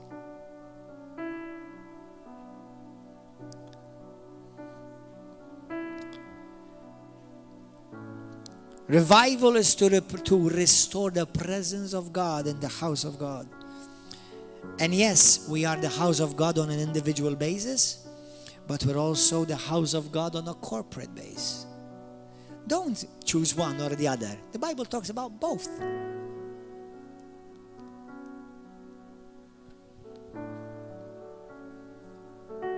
Revival is to transform society. Brothers and sisters, where we see revivals, we see societies being completely restored, people healed, marriages restored, people fall under the conviction of God. If you study some of the revivals of the past years, there was one town in America, I think it was in New York, not in New York City, another city called New York, where all the bars in that town were shut down. And all the people were flocking to church because the presence of God was so strong.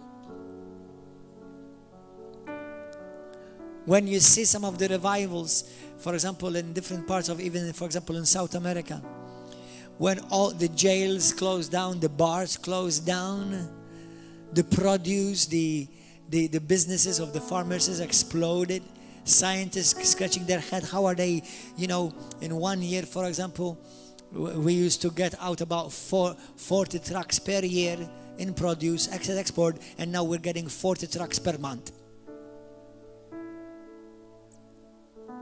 What happens? Because God not only fills the church with His glory, but He also heals the land.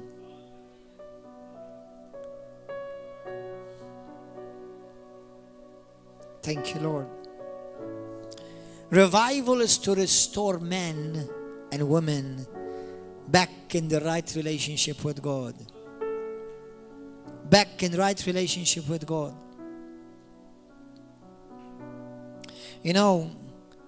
Many are expecting Jesus to come back.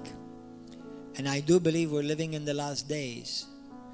But how many of you believe that Jesus does not know the date yet?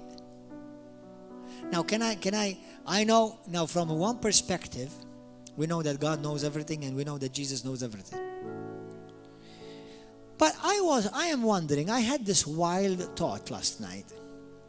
I wonder if it is not for this reason that God has not shown Jesus the date yet. Because maybe God the Father is waiting on the church whether he will have to postpone the date.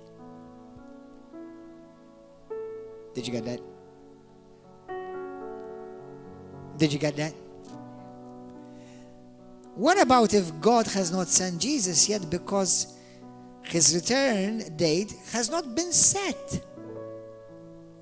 So the Father right now, and I know that there's an increased hunger and an increased crying out all over the nations. Revival, revive us again, Lord. Many churches are praying for revival. Many churches are praying for their lands to be healed. I encourage those who are visiting and watching this, I pray that your church will be healed. Let me tell you something. Don't seek to be a church cut off by yourself.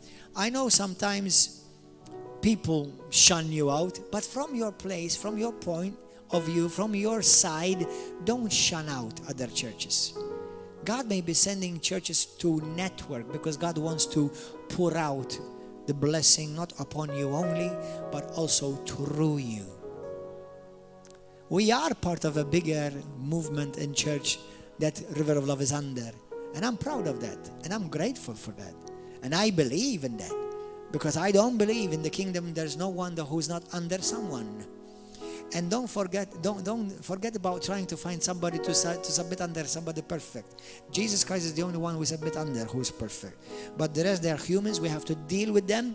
And when you're dealing with them, you'll be tested in your heart how you're going to remain pure.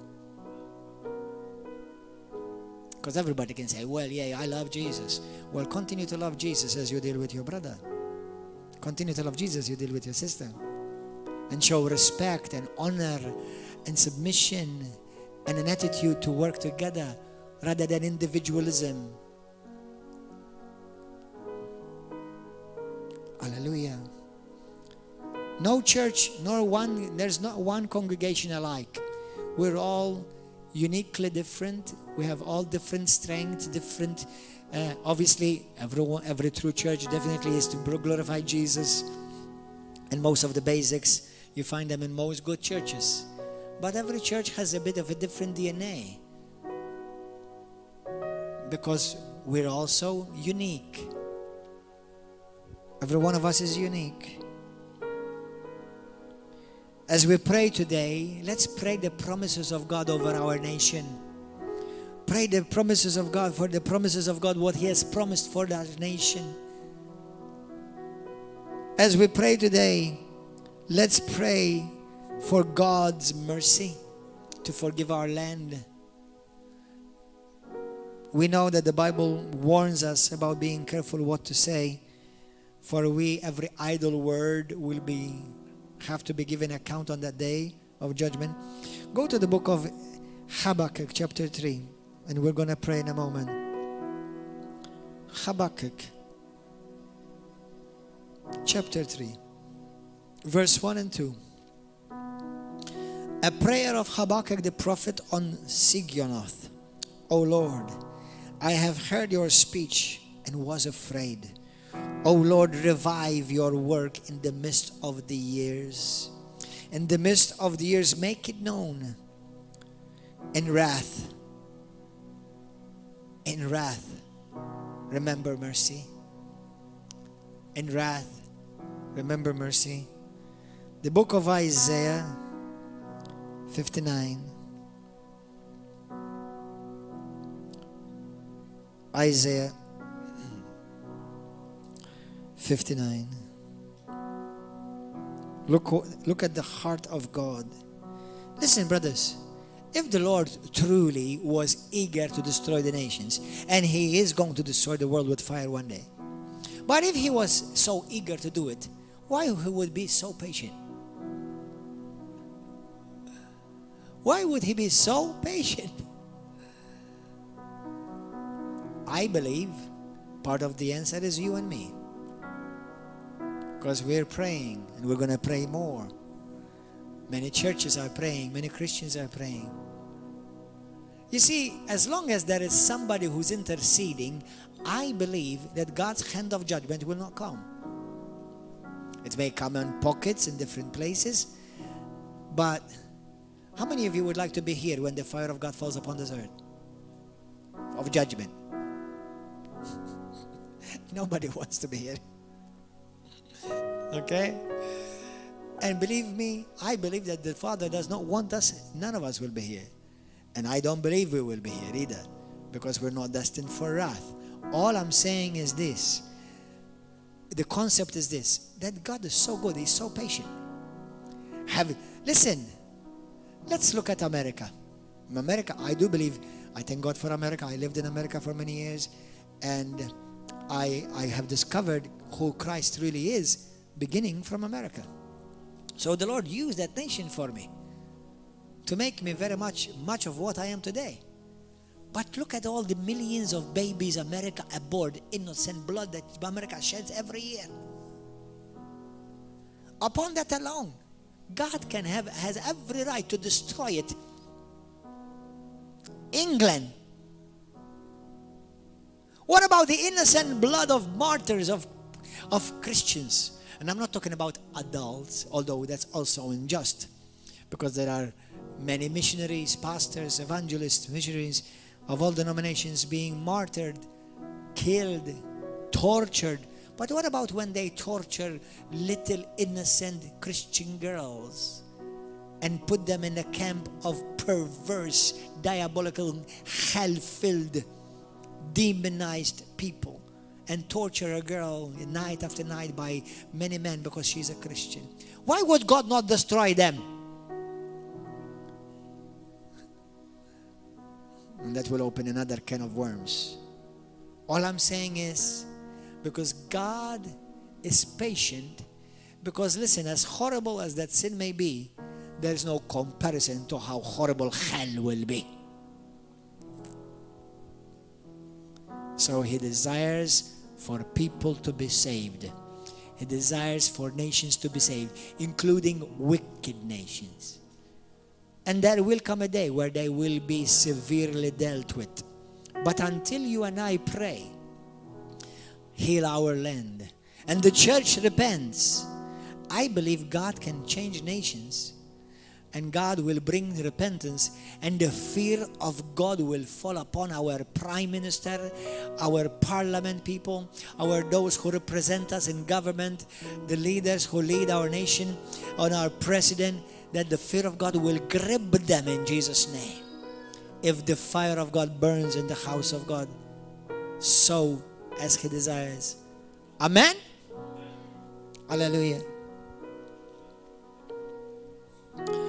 Isaiah 59, verse 16. And then we're going to go to Ezekiel 22. The Lord is saying, then the Lord saw it, and he was displeased that there was no justice.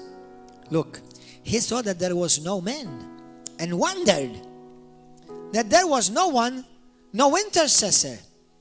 Then, therefore, his own arm brought salvation for him, and his own righteousness, it sustained him. Ezekiel 22. What is God looking for? People who will stand in the gap and intercede. Ezekiel 22:30. Hallelujah. So I sought for a man, that's a woman as well, among them who would make a wall and stand in the gap before me on the behalf of the land, that I should not destroy it, but I find no one. I believe that he can't say that about Malta. I do believe there are men and women of God who intercede for this nation. Let's pray today, brothers and sisters. As we sing this song again together, I want people to come and pray. Come up, Brother Elton, Sister Nabila. Who else wants to pray? Those of you from different nations, come and we're going to pray for your nation right now. Come, Sister Kezia, with your sister. Sister Carolina, come. You may pray in your language. Hallelujah. Come. We're going to pray, brothers and sisters, we're going to pray. These are prayer points. Pray for our pastors, pray for the pastors, the ministers and missionaries, that there will be true repentance and true humility in their hearts. We're going to pray for divine order and alignment, and for God to do with the Holy Spirit, to do away and deal with the spirit of rebellion and independence. We're going to pray for repentance from the busyness and men's agendas. We're going to pray for repentance for offenses given and offenses taken. We're going to repent for not walking in love with each other, for backstabbing, pastors against pastors, leaders against leaders, priests against priests, bishops against different. How are we expecting God to pour out His glory when we're still dealing with these things? I believe in His mercy. God has not poured out His glory, because if we operate like this and God pour out His glory, we'll drop dead. If you don't think that God can do that, I want to remind you in the beginning of the church how He dealt with Ananias and Sapphira. Repent for not walking in love with each other, for becoming satisfied with the status quo and no longer missing the presence of God in our churches. We pray for our Prime Minister, our political leaders, that they will be surrounded by God-fearing people. People who are full of the truth of God, people who are full of the Word of God, and people who honor God. If my people who are called by my name will humble themselves, turn from their wicked ways, pray, I will forgive their sins, and I will heal their land, and I will hear from heaven, says the Father. Let me remind you, that is the Word of God, and the Word of God stands forever. I believe God has given us everything that we need to be these people. What are you going to do about it? And some of you said, well, Pastor, we're going to watch you do it. No, you're going to do it. You are going to do it. You're not going to watch me do it. You're going to do it. Every one of you. Let's all stand. Let's pray. Nabila, you may start and pray for your nation and for this nation, since you live here too as well. Hallelujah. Hallelujah. Hallelujah. Heavenly Father, I'm thankful to you for this privilege, O Lord, that you brought me here, and today I am representing my Christian people here in Malta, Christians of Pakistan, O Lord. I'm representing my nation here, O Lord. Thank you, Lord, for this opportunity. Heavenly Father, I pray for my people. I pray for Pakistani Christians, O Lord. Lord, I know you have done your part already. You did everything for us, O Lord.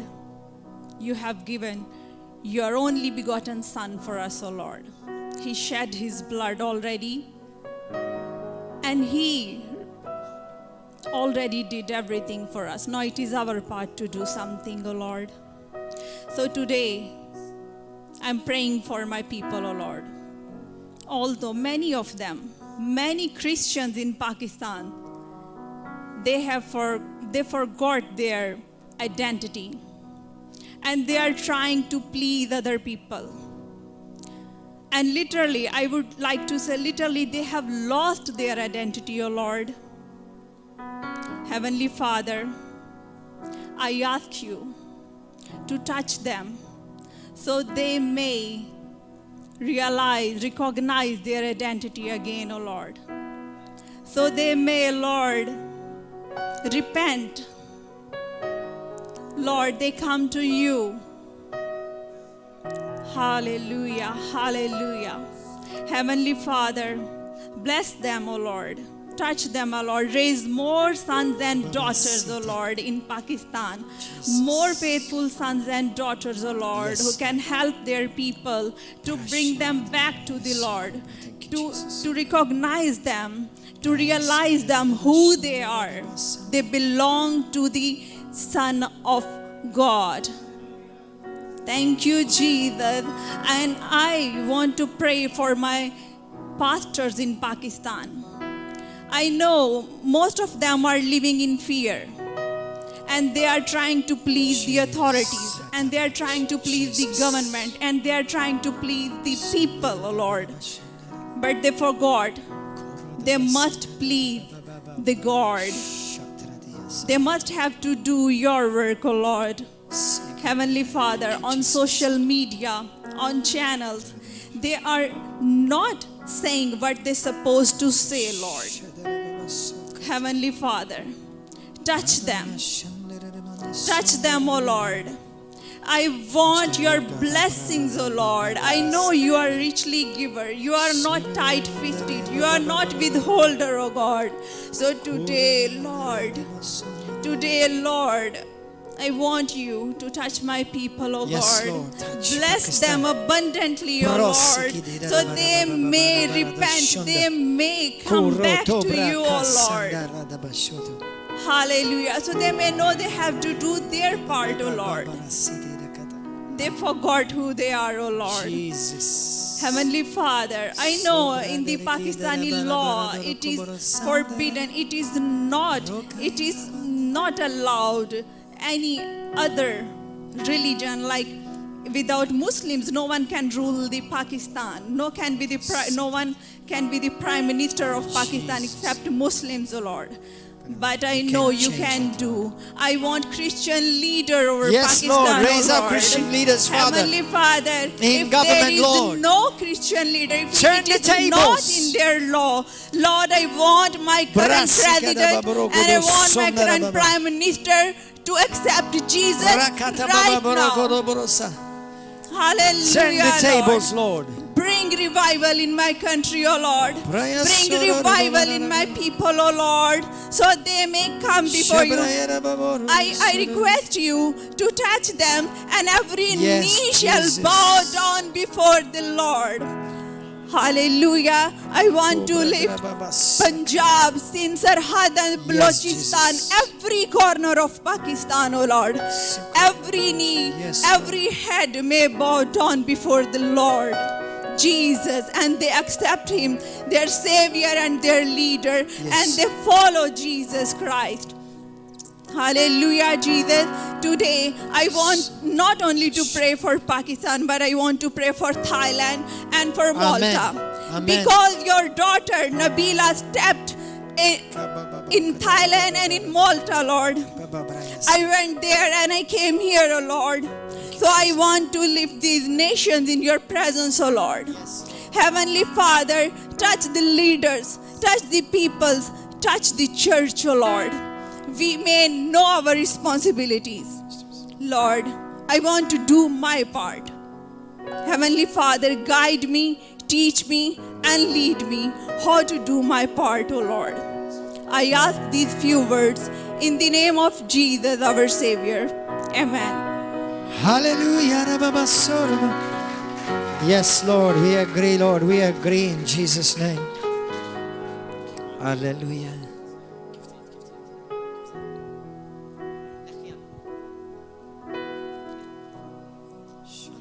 Hallelujah. Thank you, Heavenly Father. I want to thank you, Lord. I thank you for this honor to be in your presence, oh God. Because you are a God who listens. Hallelujah. Amen. You are a God who listens. You are a God who is listening attentively to what your children are saying right now, Lord. As we come in one accord, oh God, seeking you with all our being, my Father. Yes. Yes, Lord. I lift up my nation, Malta, and Gozo, oh Lord. Yes, Jesus. We lift them up unto you, this small island, oh Lord, that for the world is insignificant, yet for you it has always been at the core of your agenda, oh Lord. Jesus. I start by praying and interceding for the body of Christ within this nation, oh God. I pray, oh God, that the eyes and the hearts of all who are called by your name will open up as we realize, oh God, that we are totally dependent on you and you alone, oh God. We declare our total dependency on you, because without you, we are nothing, oh God. That is our starting point, oh God. We cannot do anything without you, Father. Yet with you, we can do all things. Hallelujah. Yeah. So we bless your holy name. We worship you and magnify your name. As we repent from our sins, oh God, as a church. We pray, oh God, that we have a mighty revelation of what it means to worship you in spirit and in truth. The epitome of this is to obey you unconditionally, oh God. Help us understand what it means to obey you, to surrender to you. Yes, Lord. To say, have your full way in us, oh God. It's no longer I, it's no longer us as a church who live, but Christ who lives in us. Hallelujah. It's all about you, Lord. Unless we have this full understanding, this full revelation, and we show it in our daily living as a church, we cannot have the fire of God, your fire, oh Lord, to move us wherever we go, to be the Christ we are called to be in this nation, Lord. I pray for the prodigal sons and daughters of this nation who have tasted you, who have surrendered at one point their lives to you, but the curse of this world and other things have brought them away from you. We claim you, come back in the mighty name of Jesus. We claim you back. Open their eyes, oh God, by the power of your Spirit, oh God, so that they will realize that they are heading to eternal damnation unless they repent, oh Lord. Yes, Lord Jesus. Bring them back. Make them taste what they've tasted in you once, oh God. Make their hearts on fire for you once again as they surrender to you, oh God. Make them realize that they are not condemned by you, but that you are craving to have that relationship with you once again, oh God. I pray, oh God, you know them one by one, but you know their names. Call them, Holy Spirit. This we claim in Jesus' name. As we lift up our nation, we cannot not lift up the government of this nation, oh God. Amen. We pray, oh God, for a mighty move in the parliament, in those places where there is influence, oh God. We pray, yes, we declare that there will be a mighty move in the Maltese parliament, in Father. the cabinet, oh in God. The name of we Jesus. lift up, oh God, the Prime Minister and his cabinet, oh God. Yes, Father. The opposition leader and his cabinet. We lift them up unto you as we pray for their salvation in Jesus' name. Jesus' mighty name. We declare them yours, oh God. We declare that they will have the opportunity to bow down to you and surrender their lives to Jesus Christ. Yes, my God. I declare, oh God, that there will something happen in their lives that will open their eyes to come to you, oh God. Yes, oh Lord. Thank you, Father. Yes, I pray, oh God, that mighty men and women of God will rise up, oh God. God-fearing men and women will rise up to the calling so that they will lead this nation in your fear, oh God. This side Lord. In the mighty name of Jesus, oh God. In the name of Jesus. We declare as a church, and we agree together, that Malta and Gozo is for Jesus Christ. Yes, Lord. Alone. Hallelujah. In Jesus' name. This we declare. In Jesus' mighty name. Mighty name. And every law that is not from you shall go down right now. In Jesus' name. Amen and amen. Amen, amen. Cecilia and your sister. Cecilia is going to pray for Colombia. Go for it, sister. Pray in your language. Thank you, Lord, for my country, for my nation, for Colombia. Thank you, Jesus. Thank you, Jesus, for the blood that you shed for us. Amen. Thank you, Lord, for everything you are doing in my nation. Thank you, Lord. Father. But today I pray, my Lord, for my nation. I lift up Colombia. I live in your presence, my country. I pray, my Lord, for Colombia from the north, La Guajira, till the south, Amazonas. I pray for the west, Chocó, till the east of Arauca and Bichada. I pray for the 32 department of Colombia and their governor. I pray for the 1,120 city municipalities and the alcaldes of Colombia. I pray, my Lord, for my land. I pray for the 50 million of people in Colombia and the 30%, about 30% of Christianity, that we can be every day sensitive to your presence, to your voice, to your touch, my Lord. I pray for the Church of Colombia, for the Christian Church of Colombia. We are part of this church. But sometimes, my Lord, we forgive what Jesus done for us in the cross. Forgive us, Lord. Forgive my nation. Today, my Lord, I surrender my heart and I ask for forgiveness for the violence of Colombia, for all the illegal groups in Colombia that they are killing millions till now of people in my country. Forgive us, Lord, and be merciful of my nation. Forgive the corruption in the government, even in the Christian people. Forgive us.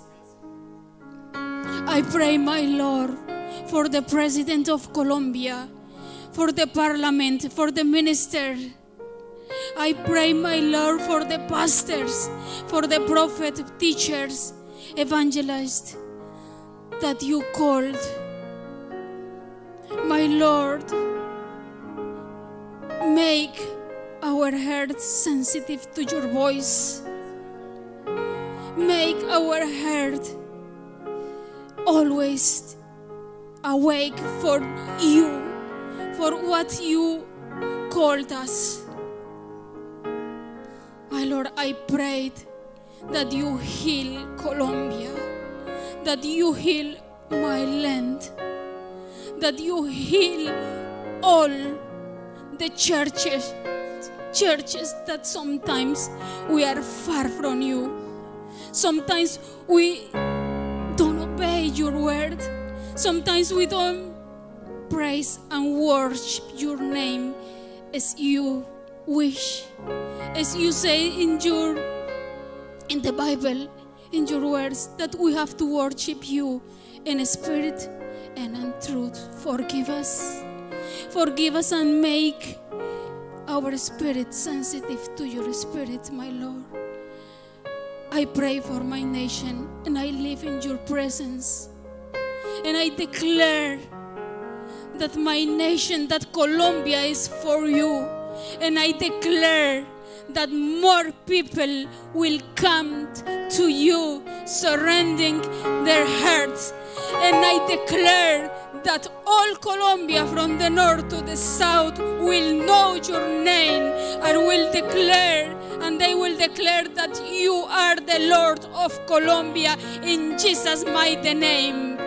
And I declare that Colombia is for you and it will be safe in Jesus' mighty name. Thank you, Lord. Thank you, Jesus.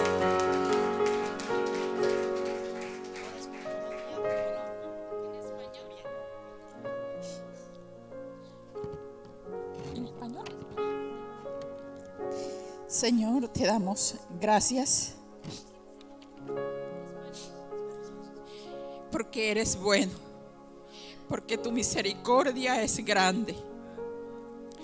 Dios, gracias, porque el río de amor nació en el costado de tu cuerpo, Jesucristo. River of Love nació en el costado de Jesus, of Jesus. Llegará a todo el mundo, porque tu amor cubre toda nación, todo país. Señor, y en este momento presentamos a Cuba. Cuba te pertenece, Señor. En Cuba hay almas que te aman. En Cuba hay personas que necesitan de tu presencia, oh Dios. Salva a Cuba, Señor. Salva a ese país, Dios, porque tú estás lleno de amor. No hay límites, no hay frontera, no hay sitios ilimitados para tu amor, oh Dios. Entregamos el gobierno de Cuba en tus manos, en tu poder, oh Dios. Entregamos a Cuba, sana esa tierra, quita todo espíritu de maldad de esa tierra. Señor, levanta a Cuba en un avivamiento, oh Dios, para que te adore, para que te alabe y para que desde allí se diga que hay un Dios poderoso que gobierna el mundo. Gracias, Dios. Creemos que se levantarán profetas, que se levantarán apóstoles, que se levantarán pastores, maestros, que estarán dispuestos y seguirán estando dispuestos a dar la vida por ti, como tú, oh Jesucristo, la diste por nosotros. Gracias, Dios, por amarnos sin merecerlo. Gracias, Dios.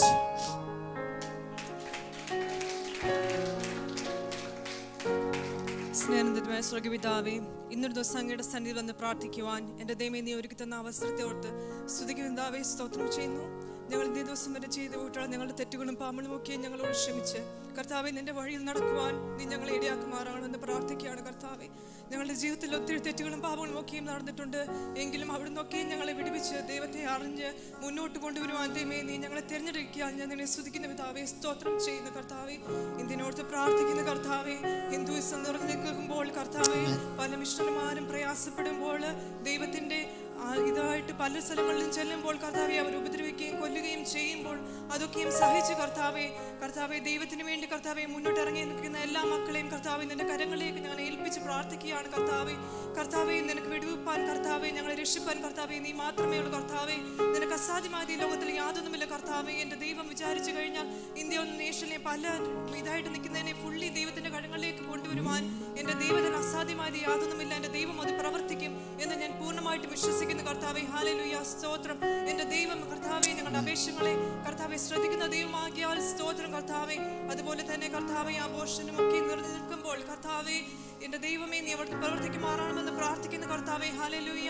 എൻ്റെ ദൈവമേ കർത്താവെ നിന്റെ ഹൃദയപ്രകാരം കർത്താവെ ആൾക്കാരെ നടക്കുവാൻ കർത്താവെ നീ അവിടെ ഇടയാക്കുമാറാണെന്ന് പ്രാർത്ഥിക്കുന്ന കർത്താവെ എൻ്റെ ദൈവമേ എല്ലാവരും നിന്റെ കരങ്ങളിലേക്ക് ഞങ്ങൾ ഏൽപ്പിച്ചു തന്നിരിക്കുകയാണ് കർത്താവെ ദൈവത്തെ അറിയാതെ കർത്താവെ ഒത്തിരി ആൾക്കാർ അവിടെ ആയിരിക്കുമ്പോൾ കർത്താവെ അവരുടെ അടുത്തേക്ക് കർത്താവെ നീ ആൾക്കാരെ അയക്കുമാറാണെന്ന് പ്രാർത്ഥിക്കുന്ന കർത്താവെ ഹല്ലേലൂയ സ്തോത്രം ഇന്നേ വരെ കർത്താവെ ഞങ്ങൾക്ക് വേണ്ടി ദൈവമേ നീ ചെയ്ത ഉപകാരങ്ങളെ ഓർത്ത് ഞങ്ങൾ നിന്നെ സ്തുതിക്കുന്ന പിതാവേ സ്തോത്രം ചെയ്യുന്ന കർത്താവെ ഹല്ലേലൂയ കർത്താവെ നിങ്ങൾക്ക് വേണ്ടി നിൽക്കുവാനും കർത്താവെ ലോകമെമ്പാടും പോയി കർത്താവെ നിനക്ക് വേണ്ടി കർത്താവെ നിന്റെ നാമം കർത്താവെ ഉയർത്തപ്പെടുവാൻ കർത്താവെ അവിടെ ഇടയാക്കുമാറാണെന്ന് പ്രാർത്ഥിക്കുന്ന കർത്താവെ ഹല്ലേലൂയ ഇന്ന് വന്നിരിക്കുമ്പോഴും കർത്താവെ ഞങ്ങളുടെ ജീവിതത്തിൽ പല കാര്യങ്ങളൊക്കെയും ദൈവത്തെ മുന്നിട്ട് നഷ്ടമായിരിക്കുമ്പോൾ എൻ്റെ ദൈവമേ അതെല്ലാം ഞങ്ങൾക്ക് മടക്കി തരുമെന്ന് കർത്താവെ ഞങ്ങൾ പൂർണ്ണമായിട്ടും വിശ്വസിക്കുന്ന കർത്താവെ കരങ്ങളിലേക്ക് ഏൽപ്പിച്ച് പ്രാർത്ഥിക്കുകയാണ് കർത്താവെ എൻ്റെ ദൈവം അത്ഭുതം കൊണ്ട് ദൈവമാകിയാൽ സ്തോത്രം കർത്താവെ ഹല്ലേലൂയ സ്തോത്രം പ്രശ്നങ്ങളും പ്രതിസന്ധികളും വരുമ്പോഴും കർത്താവെ പിറുപിറുക്കാതെ എൻ്റെ ദൈവം എനിക്ക് വേണ്ടി നൽകി തരും എൻ്റെ ദൈവം ഞങ്ങൾക്ക് വേണ്ടി ചെയ്യും എന്നുള്ള രീതിയിൽ മുന്നോട്ട് പോകുവാൻ ഞങ്ങളെ അവിടെ ഇടയാക്കുമാറാണെന്ന് പ്രാർത്ഥിക്കുന്ന കർത്താവെ നിന്റെ കരങ്ങളിലേക്ക് പൂർണ്ണമായി ഏൽപ്പിച്ച് പ്രാർത്ഥിക്കുകയാണ് എൻ്റെ ദൈവത്താൽ അസാധ്യമായത് യാതൊന്നുമില്ല ദൈവമേ കൂടുതൽ അയൽക്കാരെ കർത്താവെ ഇന്ത്യയിലേക്ക് അയക്കുമാറാണെന്ന് പ്രാർത്ഥിക്കുന്നു എല്ലാ രാജ്യക്കാരെയും കർത്താവെ നിന്റെ കരങ്ങളിലേക്ക് ഏൽപ്പിച്ച് പ്രാർത്ഥിക്കുന്നു എൻ്റെ ദൈവമേ എല്ലാ ആൾക്കാരും കർത്താവെ ദൈവത്തെ അറിയുവാനും എത്രയും പെട്ടെന്ന് തന്നെ കർത്താവെ ദൈവത്തിൽ യേശു ക്രിസ്തുവിനെ കർത്താവെ രക്ഷിതാവായി സ്വീകരിപ്പാനും കർത്താവെ അവിടെ നിരയാകുമാറാണെന്ന് പ്രാർത്ഥിക്കുന്നു നിന്റെ കരങ്ങളിലേക്ക് ഞാൻ പൂർണ്ണമായി ഏൽപ്പിച്ച് പ്രാർത്ഥിക്കുകയാണ് കർത്താവെ പരിശുദ്ധാത്മാവിനാൽ ഞങ്ങളെ നിറയ്ക്കുമാറാണെന്ന് പ്രാർത്ഥിക്കുന്നു ഹല്ലേലൂയ സ്തോത്രം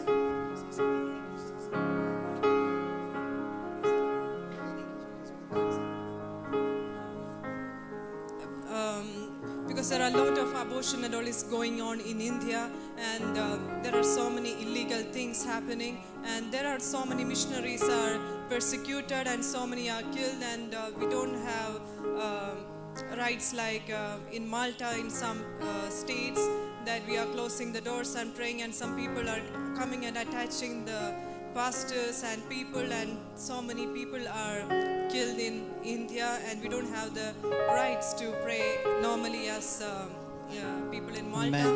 So I know that what I prayed people don't understand but I believe that Amen. Yes, the Father has heard you. Amen. And thank you. Hallelujah. Hallelujah. Kolum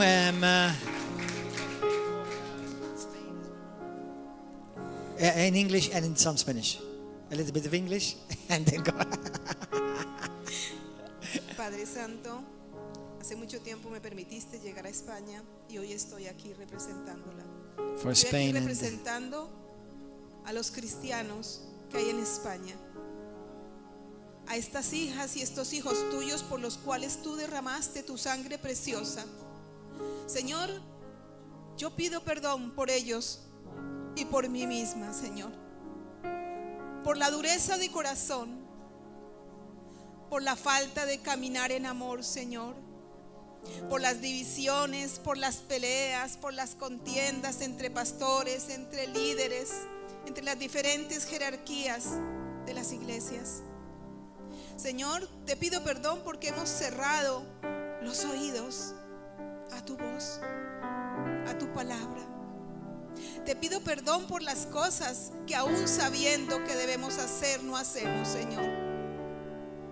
Te pido perdón por todos aquellos que conociendo tu palabra cerramos los ojos, cerramos la boca y no compartimos al que necesita. Por temor, por vergüenza, por falta de compromiso, Señor.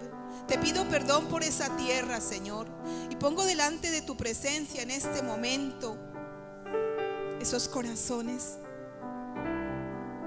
Declaro que vamos a estar arrepentidos y nuestras rodillas se van a inclinar ante el Rey de Reyes y Señor de Señores. Gracias por tu sangre preciosa, que es la que nos da vida. Señor, pongo delante de tu trono a Canarias, esas 8 islas. Son más de 2 millones de personas allí.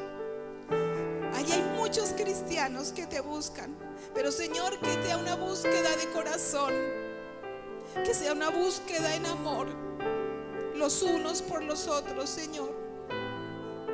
Señor, gracias porque tu manto de misericordia se extiende sobre toda España, sobre las islas también. Gracias, Señor amado. Ante tu trono están todos los políticos y las personas en eminencia y en autoridad. El rey, la casa real, Señor. Señor, declaro que sus ojos se van a levantar ante ti para buscar tu rostro, Señor. Gracias, Señor, porque es una nación muy bendecida. Gracias, Señor, porque tú eres el único que nos puede guiar a la libertad, a la paz. La paz solo viene de ti. Gracias, Señor. Gracias, Señor, porque como decía mi hermana, estos ríos de amor van a llegar a Canarias. Estos ríos de amor van a llegar a España. Y allá vamos a llevar desde aquí, desde Malta, tu palabra hasta allá. Gracias, Señor. Gracias porque tu amor se extiende y tu misericordia es tan grande. Y aún con ese gran amor sigues esperando a que nosotros nos alineemos con tu propósito divino para cumplir la comisión a la cual nos has traído a cumplir en esta tierra. Gracias, Señor. Yo bendigo a Malta y a Gozo, que es el lugar en donde estoy en este momento, a donde me has traído. Gracias por la vida de nuestro pastor Gordon. Gracias, Señor, porque eres tú quien guía su corazón. Eres tú quien lo ha llamado y lo guías a cumplir tu propósito. Gracias, Señor. Levanto su vida en victoria, Señor, y te doy gracias por él, por esta iglesia, por su familia, por su llamado, Señor. Bendigo, Señor, el momento en que él aceptó tu llamado y tu reto. Gracias, Señor. En el nombre de Jesús. Amén.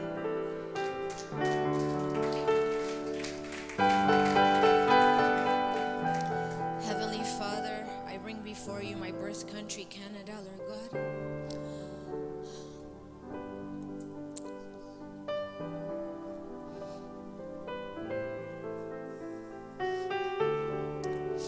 I'm crying because it's such a beautiful country. What haven't you not gifted her with, Lord? The natural resources, all the beauty, everything, Lord God. But what good is it, Lord God, if your spirit does not dwell in their homes and in their hearts and in their countries? Lord God, I'm not talking about my brothers and sisters. Just like Pastor, Lord God, I was able to grow there in you. I was able to be born again there, Lord God. We had so many personal encounters, but Lord God, as a country, as a nation, Lord God, it is so beautiful on the outside, Lord God, but the laws and the things that they're doing are against your word, Lord God. The laws like abortion, euthanasia, everything, the liberal agendas, Lord God, it is ruining our country, Lord God. It is ruining what you created, Lord God. And that is heartbreaking, Lord Jesus. So I call upon the nation of Canada, from the Northwest Territories to Vancouver Islands, to British Columbia, to Alberta, to Manitoba, to Saskatchewan, to Ontario, to the East Coast, New Brunswick, Prince Edward Island, all parts of Canada, Lord God, all my brothers and sisters that I know that cry out to you and stand for you and fast for you, because I was there, I was part of it, Lord God. It is such a beautiful country and it welcomes all nations. That was one of the greatest things I loved about my country, Canada, that all countries and all nations were welcomed, Lord God. where we worshiped you in spirit and in truth together, Lord God. Lord God, so I stand here today, on this day, in August 2021, Lord God. Turn the tide around for Canada, Lord God. Let us grow back to the nation and to search your face, a nation that searches your face. In the top place of government to the lowest place, there is no difference for you, Lord God, as long as we stand in the gap for you, Lord God. Revive Canada, Lord God. Revive the Canadian people. Revive the nation, Lord God. I thank you, Lord Jesus, for everything you have done, you're doing, and you're about to do, Lord God. I thank you for the program 100 Huntley Street, Lord God, that they do reach from north, south, east, and west, Lord God.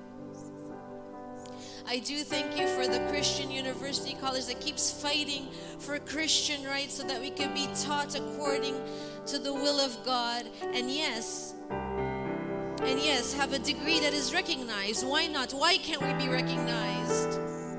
It was God that created that land. Even when we speak out and we sing our national anthem, the native people, Lord God, they keep on asking for reconciliation, Lord God. They keep asking for peace, Lord God. The only peacemaker and reconciliator is you, Lord Jesus.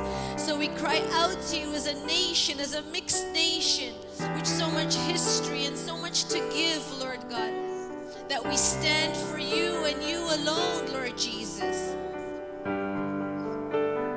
I thank you because if it wasn't for being born in Canada and being Maltese, Lord God, I would not be able to appreciate both countries for what they stand for and what you want them to achieve, Lord God. Lord God, we stand for you alone. The blood of Jesus covers every nation that has been prayed here on this pulpit, Lord God, every nation that we haven't prayed for, Lord God, but you are in their hearts. They are in our hearts, Lord God, because we plead out to you, we cry out to you, Lord God, to change all of this nastiness, Lord God. I know it doesn't depend on you because you have done everything on the cross, Lord God, but we as your sons and your daughters, Lord God, we cannot bear it anymore, Lord God. We cannot bear it anymore because we know what you did on the cross for us. We know that it is finished. We know it is done, Lord God.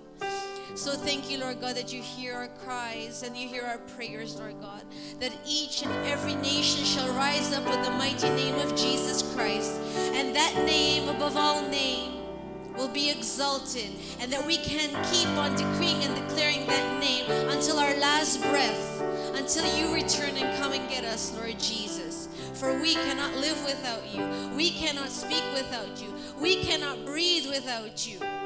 We need to stand for the name of Jesus Christ, nations. And thank you for my brothers and sisters in Canada. Thank you for my home church, Faith Alive. Thank you that they stand with me as well, and all the other churches, Lord God, that truly belong to you. In Jesus' name I pray. Amen. Hallelujah.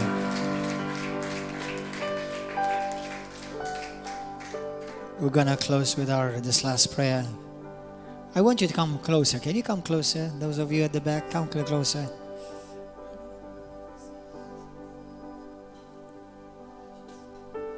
We're going to close this after I pray, and you agree with me. Heavenly Father, today I lift up before you the pastors of Malta and Gozo, the pastors of Italy, England, Spain, Canary Islands, Cuba, America, Canada, England. We pray for the pastors, Lord, and leaders of Kenya, Uganda, Nigeria, Ghana, South Africa, and all the nations of Africa and Asia. Lord, may you strengthen them. May every one of your shepherds, Father, have the heart of you, Father.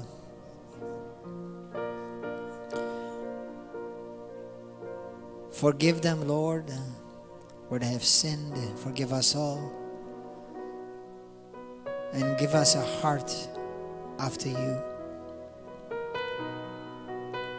Remind us that what we do only for you, and it's about you, it begins in you, it ends in you. Thank you for the people that you have entrusted us with, for they are gifts of you, Father. They're precious children, Lord.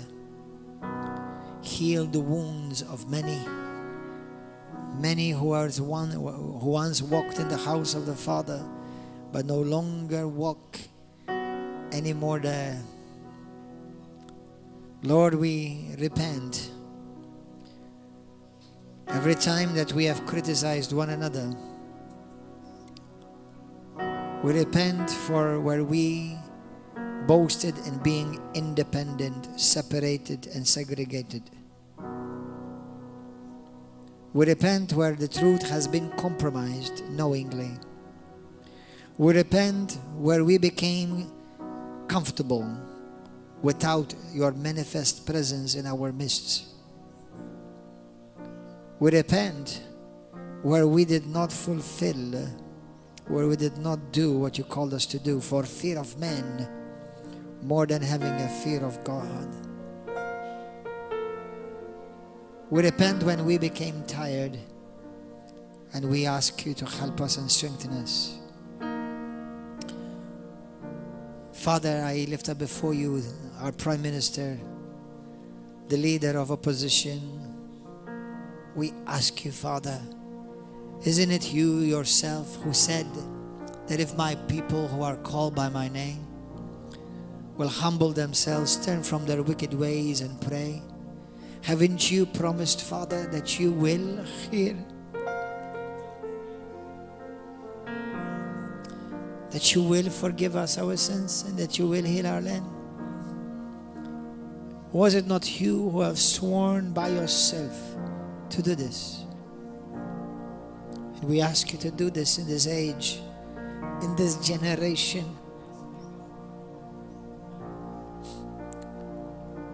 We pray, Father, for all those who are connected to this ministry in Pakistan, in India, in America, in Spain, in Italy, in England, Nigeria, South America, Uganda, and Kenya. We pray for all of them, Father. Strengthen the ministries of nations for Christ and the river of love. As you have blessed us, we will be a blessing to many. Thank you for blessing us, Father. Lord, I hear in my spirit, heal the broken wings of the eagle. Heal the broken wings of the eagle, America. Heal her broken wings and wounded wings. Let America fly high again. Let America fly high again. Bring down and judge corrupt leadership in the nation of America, in the nation of every nation that has been mentioned and put before you today in this place: Colombia, India, Pakistan, Afghanistan, Spain, Canada, Uganda and Kenya and Nigeria. And Lord, I thank you that you are healing these nations and you are healing the nations of the world. Lord, embolden your bride. Embolden your bride in China, in Japan, in Taiwan, hallelujah, in Korea, North Korea and South Korea. Embolden your bride, O Lord, and let the voice and the roaring of the Lion of the tribe of Judah roar in this hour, roar in this hour, roar in this hour. Let the Lion of the tribe of Judah roar in this hour. Bring revival to the nations, O King of Kings. Bring revival to this nation of Malta and Gozo. Lord, we remind you of the prophetic words that have been spoken by your servants, the prophets, over this nation, over other nations, over this church and this ministry, Lord. Lord, we put those words of prophecy before you, that you will make them come to pass in Jesus' name. For true revival can come only from you, Father. Hallelujah. Now, Lord, we speak your blessing over the nation of Malta and Gozo, over all the nations that we have been praying this morning, and other nations, Father, but all the nations of the world. For you are the Lord of the nations, and all the nations will bow before you, will praise you and confess you King, Lord and God. Surely, Lord, you have heard these prayers today, and that you will not bypass them, but you are already acting upon them by your Spirit, sending forth your angels. In Jesus' glorious name, I thank you for healing Malta. Father God, for judging wickedness and corruption and perversion, and casting down perversion, corruptness, and every evil thing and evil agenda, bringing it down to the pits of hell in Jesus' name. We declare boldly that Malta and Gozo belong to Jesus. And Lord, we boldly declare, your kingdom come, your will be done in Malta, and no other, as it is in heaven, in Jesus' name. And Lord, we pray for the ministries that input into us, that encourage us and pray for us. I pray for Rhema Bible Church, Kenneth and Lynette Hagen, Lord God, and all the ministries of Rhema International. I pray, Father God, for Christ Embassy, Pastor Chris Oyokilome, his ministries all over the world and in this nation. I pray for King Ministries of Apostle Maldonado, Guillermo, and Lord God, for his ministries and that ministries, Lord God, all over the world. I pray for all the nations, for Christ's ministries, Father, that we continue to grow. And as we show ourselves to be trustworthy, you will trust us with more, Lord. Lord, today, let the hearts of your people come and face to face with the reality of who they are. We thank you that you have made us to be called sons and daughters of the Most High God. You have raised us up to be priests and kings, to rule and to reign over our nations, over our lives, and over all the works of the enemy. This, Father, we pray today. And as we sing today the song, everybody sing it. Everyone who's joining us all over the world, join us in the song. The Lord bless you.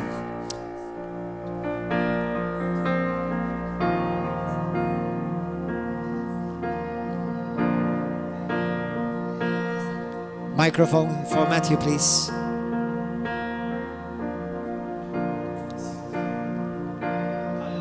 Father, we thank you that you have heard us. We thank you that you are the one who goes before us like a mighty warrior, Lord God, and that you are able to break the gates of bronze and the bars of iron, because they're not too strong for you. The force of man's pride will be destroyed in the name of Jesus, because the Lord of hosts is the one who goes before us, and he shall not be silent, because he is the roaring one, the eternal one of Zion. Hallelujah. Glory be to the King of Kings.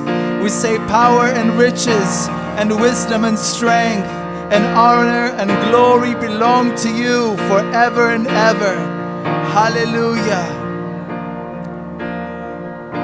The Lord bless you and keep you. Make his face shine upon you and be gracious to you.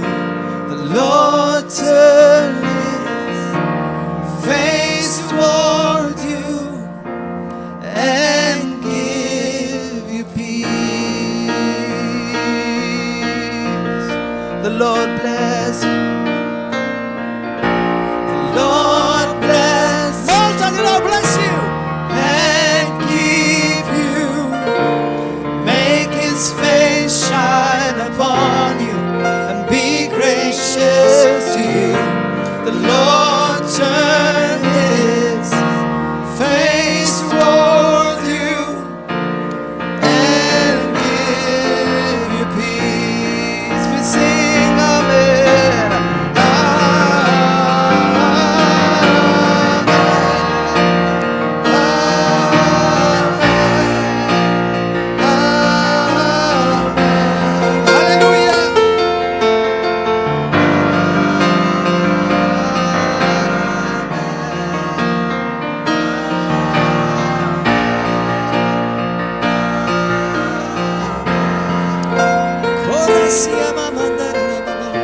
The Lord bless you and keep Pakistan, Afghanistan, make his face Canada, shine upon America, and be gracious Italia, to you. Spain, Lord, turn Canary Islands, his face Colombia, and India, give you peace. Uganda, Kenya, Nigeria,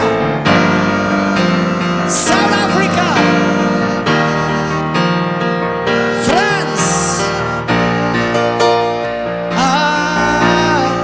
Switzerland.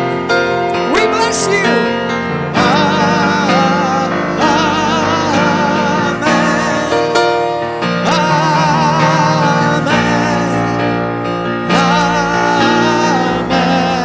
We sing amen.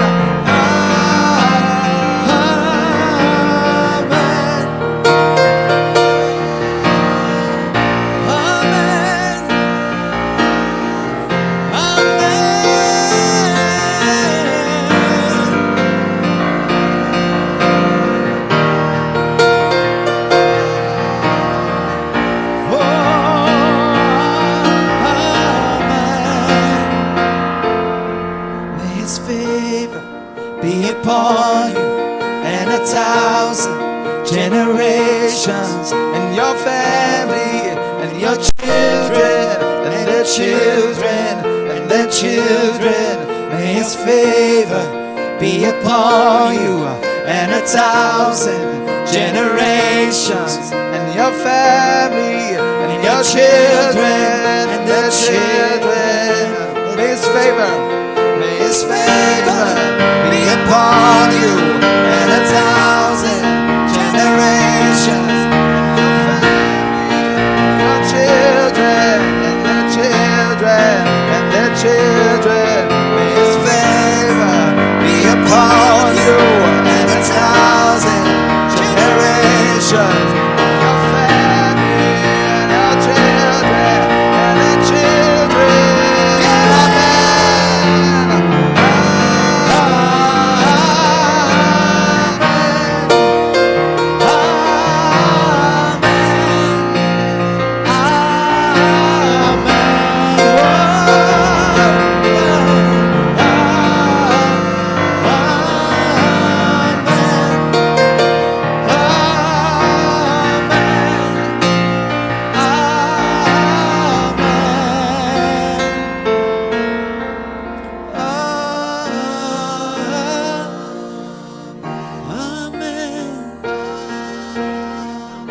So be it. Let your kingdom come upon the nation.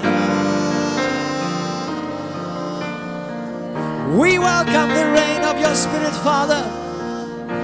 We welcome the power of God. We welcome the Spirit of the fear of God upon the nations. We welcome a restoration and a revival of your church. We thank you, Lord God, that your final word shall surely come to pass. Yours will be the final word, Father. Yours. And Lord, yes, we will see the fruits of the cross. You will receive the harvest of the cross that you so deserve. We thank you, Lord God, that you are blessing Malta and Gozo. You are bringing the fear of God upon the leaders. Thank you that you are bringing restoration, true humility in the hearts of your people, divine alignment, repentance.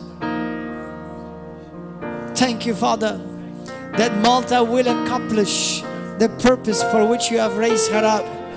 And surely the destiny of this land will come to pass and be fruitful in Jesus' name. Father God, we praise you. Lord, what we have received today does not end today, but will continue on and on. Hallelujah. We welcome revival in our lives. We welcome revival in our hearts, in our homes, and in the church. And Lord, I thank you that the nations that we have presented before you and many others, surely, Lord, the angels of the harvest are being released right now. We ask you, Father, send forth the angels of harvest. Send forth your angels to strengthen your church. Hallelujah. Thank you, Jesus. Lord, I thank you because you have heard us. You surely have heard us. And Lord, you are a God who hears and a God who answers by fire. Let the fire of your Holy Spirit burn in your churches, burn in your people. And Lord, we will not be satisfied without your presence in our midst. Give us, each one of us, a heart that hungers after you daily. Teach us to love what you love. Teach us to hate what you hate. Father, we live with expectancy to see your mighty hand in operation in our midst, in the churches, in our nations. For surely this has not gone unnoticed by heaven. And we give you praise and glory. Lord, we say that Malta is going up and not going down. We say that these nations that we lifted up before you and all others, they're not going down, they're going up. Because the grace of the cross, the grace of Christ our Lord is not over yet, is not outdated. Hallelujah. And you have patiently waited for this time, Lord. Surely you will answer from heaven. Surely you are healing the land. Hallelujah. Lord, we claim the promises of Psalm 91 over all the Christians, on all those especially who are evangelizing, missionaries, that supernatural doors of utterance will be opened for them, and people with open hearts and open ears will receive the gospel. Whole governments will be changed.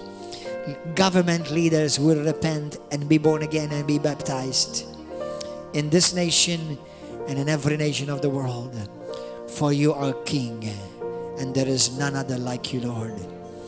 Hallelujah. We thank you for joining us and being with us this morning, brothers and sisters. Continue to join us every week, this week, and this month. Continue to pray on what we spoke about, and fast all this month. Fast in this month and get together for prayer. Get together for prayers. We're gonna finish the service with a mighty prophecy that the Lord gave me some years ago. Not some years ago, some few weeks ago actually. And I just felt in my spirit I wanted to share this with you. Let this prophecy, this prophetic word encourage you. Roll the prophecy and God bless you. We'll see you next week. Hallelujah. Praise God.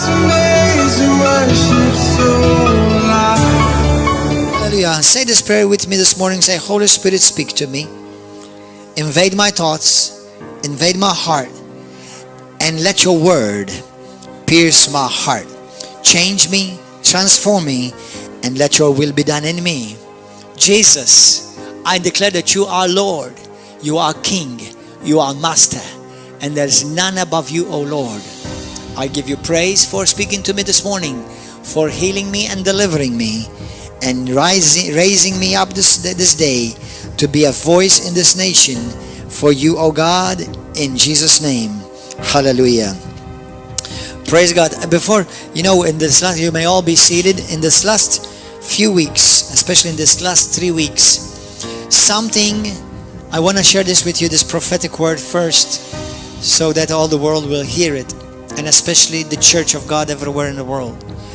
In this last 3 weeks, something has happened in the Spirit.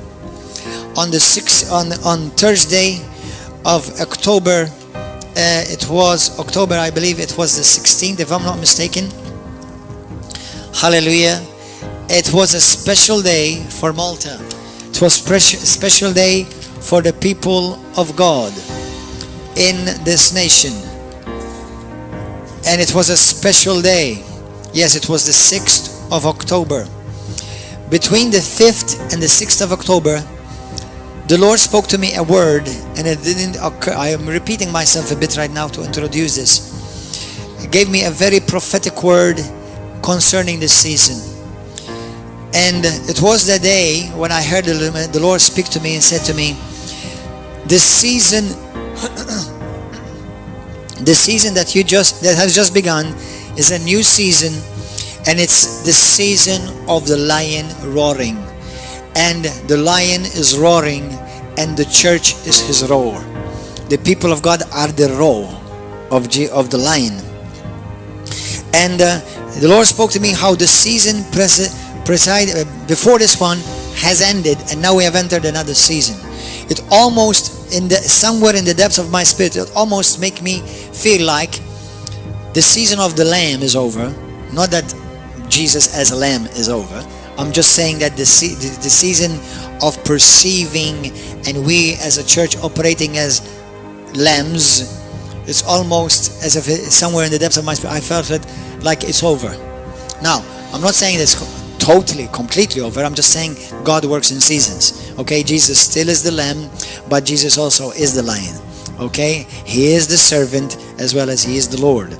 Okay, I'm just saying that right now, prophetically, spiritually speaking, the church has entered the season of the lion much more than what we were before. And I heard in my spirit that God is roaring in this time, and he's bringing justice and judgment to the world. Now, sometimes we think that judgment is a bad thing, but judgment is a good thing. Judgment does not mean condemnation. Condemnation and judgment are two different things. But judgment means that God is going to set the record straight in many ways with politicians. Yes, with politicians. And I hear that very clearly in my spirit. And I heard that very clearly in my spirit for about a month or so. How I've heard in my spirit, God is going to deal with politicians and politics. And God will be exposing politicians and corruptness and corrupt politicians. And I encourage you, and I now don't look at me as Gordon, but hear the voice of God if you are able. Okay, God is going to deal with politicians, because God is raising up a new generation, and he will not give up on the children of this generation. He's not going to give up on our children. He's not going to give up on your children.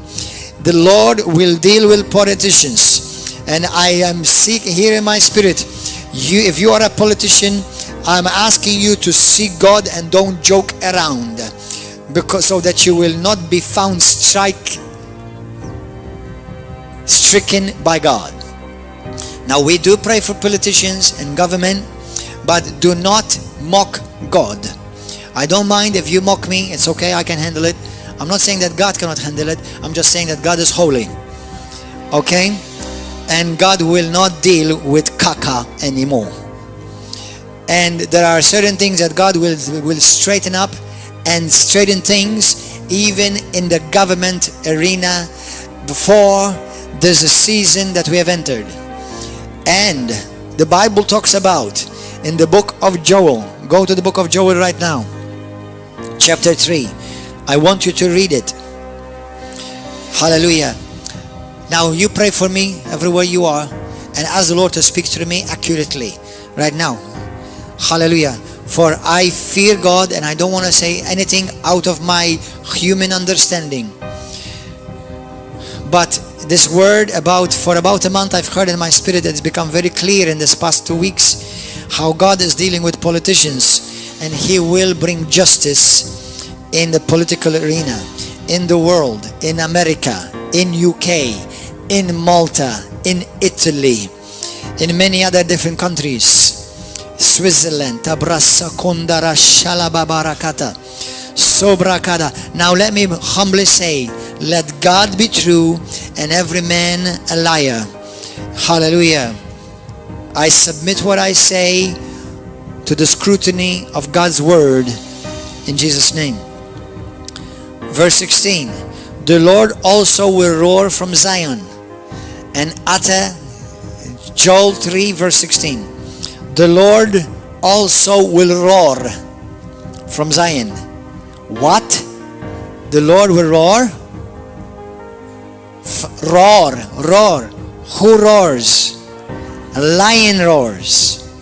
The Lord also will roar from Zion and utter His voice from Jerusalem.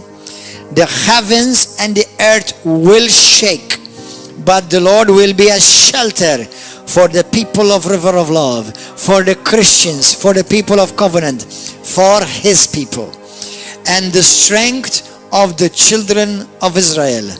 Now let me give you this word. When the Lord executes justice, very often He uses His own church. Just like He did in the Old Testament, just like we see Paul releasing the justice of God over the false prophet Bar-Jesu in Acts chapter 13 in the Isle of Cyprus in Paphos, when he pointed his finger, the judgment of God fell upon him. In the book of Acts chapter 5, God used Peter when he executed the justice over Sapphira and Ananias. In the Bible, God spoke and He released His justice through His people. Many people don't realize this. That's because many people don't know the Bible, don't know God. They only know the Lamb. They have not been acquainted with the Lion yet.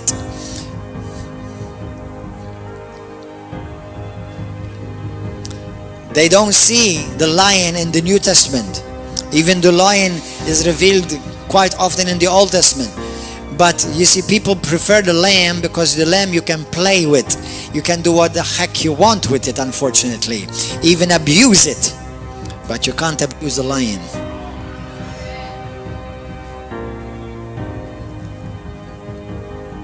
Now listen. The Lord will roar from Zion. Where is Zion? No. Zion is here. Tarshan Road, Halasha. I'm not talking about where it is Zion geographically. I'm talking about where is Zion spiritually. Zion is the people of God. That's why 2 weeks ago, the Lord spoke to me and He said to me, the age of the lion has entered, and now the lion is roaring, and His people are His roar. And then it occurred to me that it's in the Bible. Do you understand? Let me tell you something. Brothers and sisters, Maltese, Gossetans all over the world, many people have never seen Christianity. They've seen religiosity. They've seen churchianity. Many people have never seen Christianity. In Malta, many have never seen Christianity.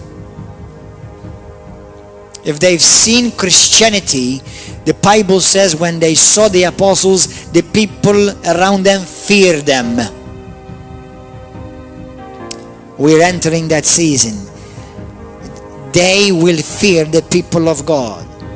But you have to be a genuine man and woman of God, not playing games. I'm not telling you that you don't mistakes, because there's only one perfect, and His name is Jesus. But if you make a mistake, just be humble enough, repent from it.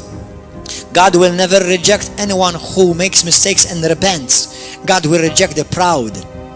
And he thinks, or she thinks, that they don't ever do mistakes. Yes, we all make mistakes. And He is the one that chose us. We're broken vessels. But only through a broken vessel can the perfume flow.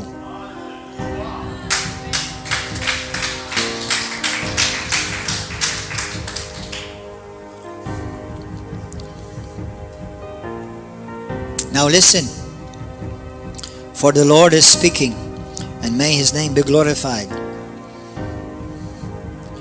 This is a word that God has spoken to me yesterday to release to the church, River of Love, to all those that are part of this ministry, River of Love International Churches, and the Nations for Christ Missions and Ministries. This is what the Lord is saying to the world right now, especially to the church, to the people of God.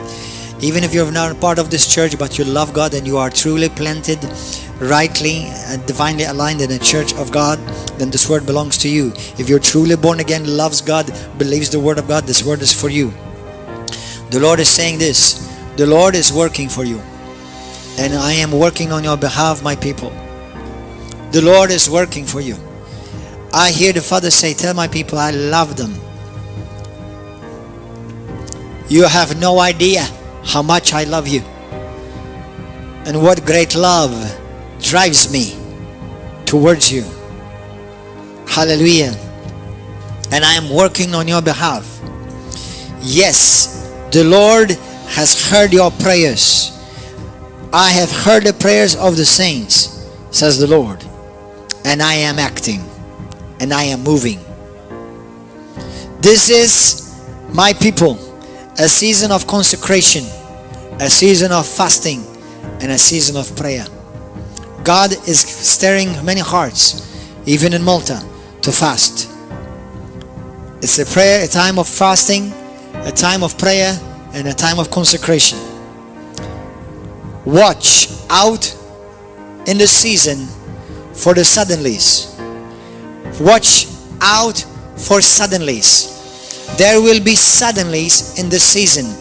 A sudden miracle, a sudden financial breakthrough, a sudden conversion.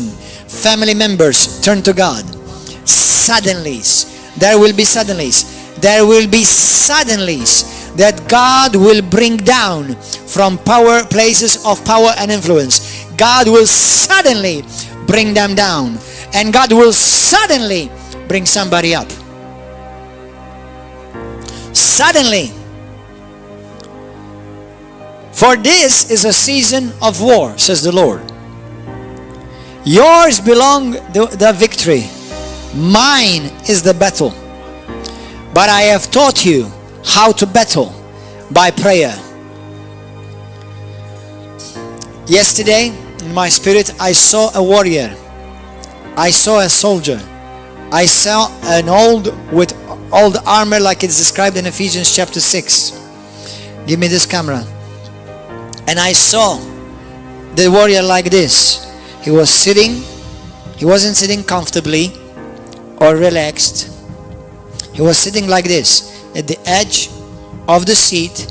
In one hand he had a sword or a spear, and on the other hand he had a cup of rejoicing and of victory. And I hear in my spirit, in this season there will be many victories. There will be many things that will be accomplished through my church. But at the same time, while you are rejoicing, you must keep alert, for the victory continues on and the battle rages on. So don't get lax, don't get too relaxed, but while you are winning, you must stay on the alert. While you are rejoicing in the victories that you will see in the season, you must stay alert. Hallelujah. And the Lord speaks and says, the justice that I will bring through my church. The lion will roar, and the roar will sound from the church of God. Hallelujah. Now, there may be some Christians, well-meaning, who they say, but Pastor, we are in the last days. We're in the end times. Listen, in the last days, the church does not sit down and hide.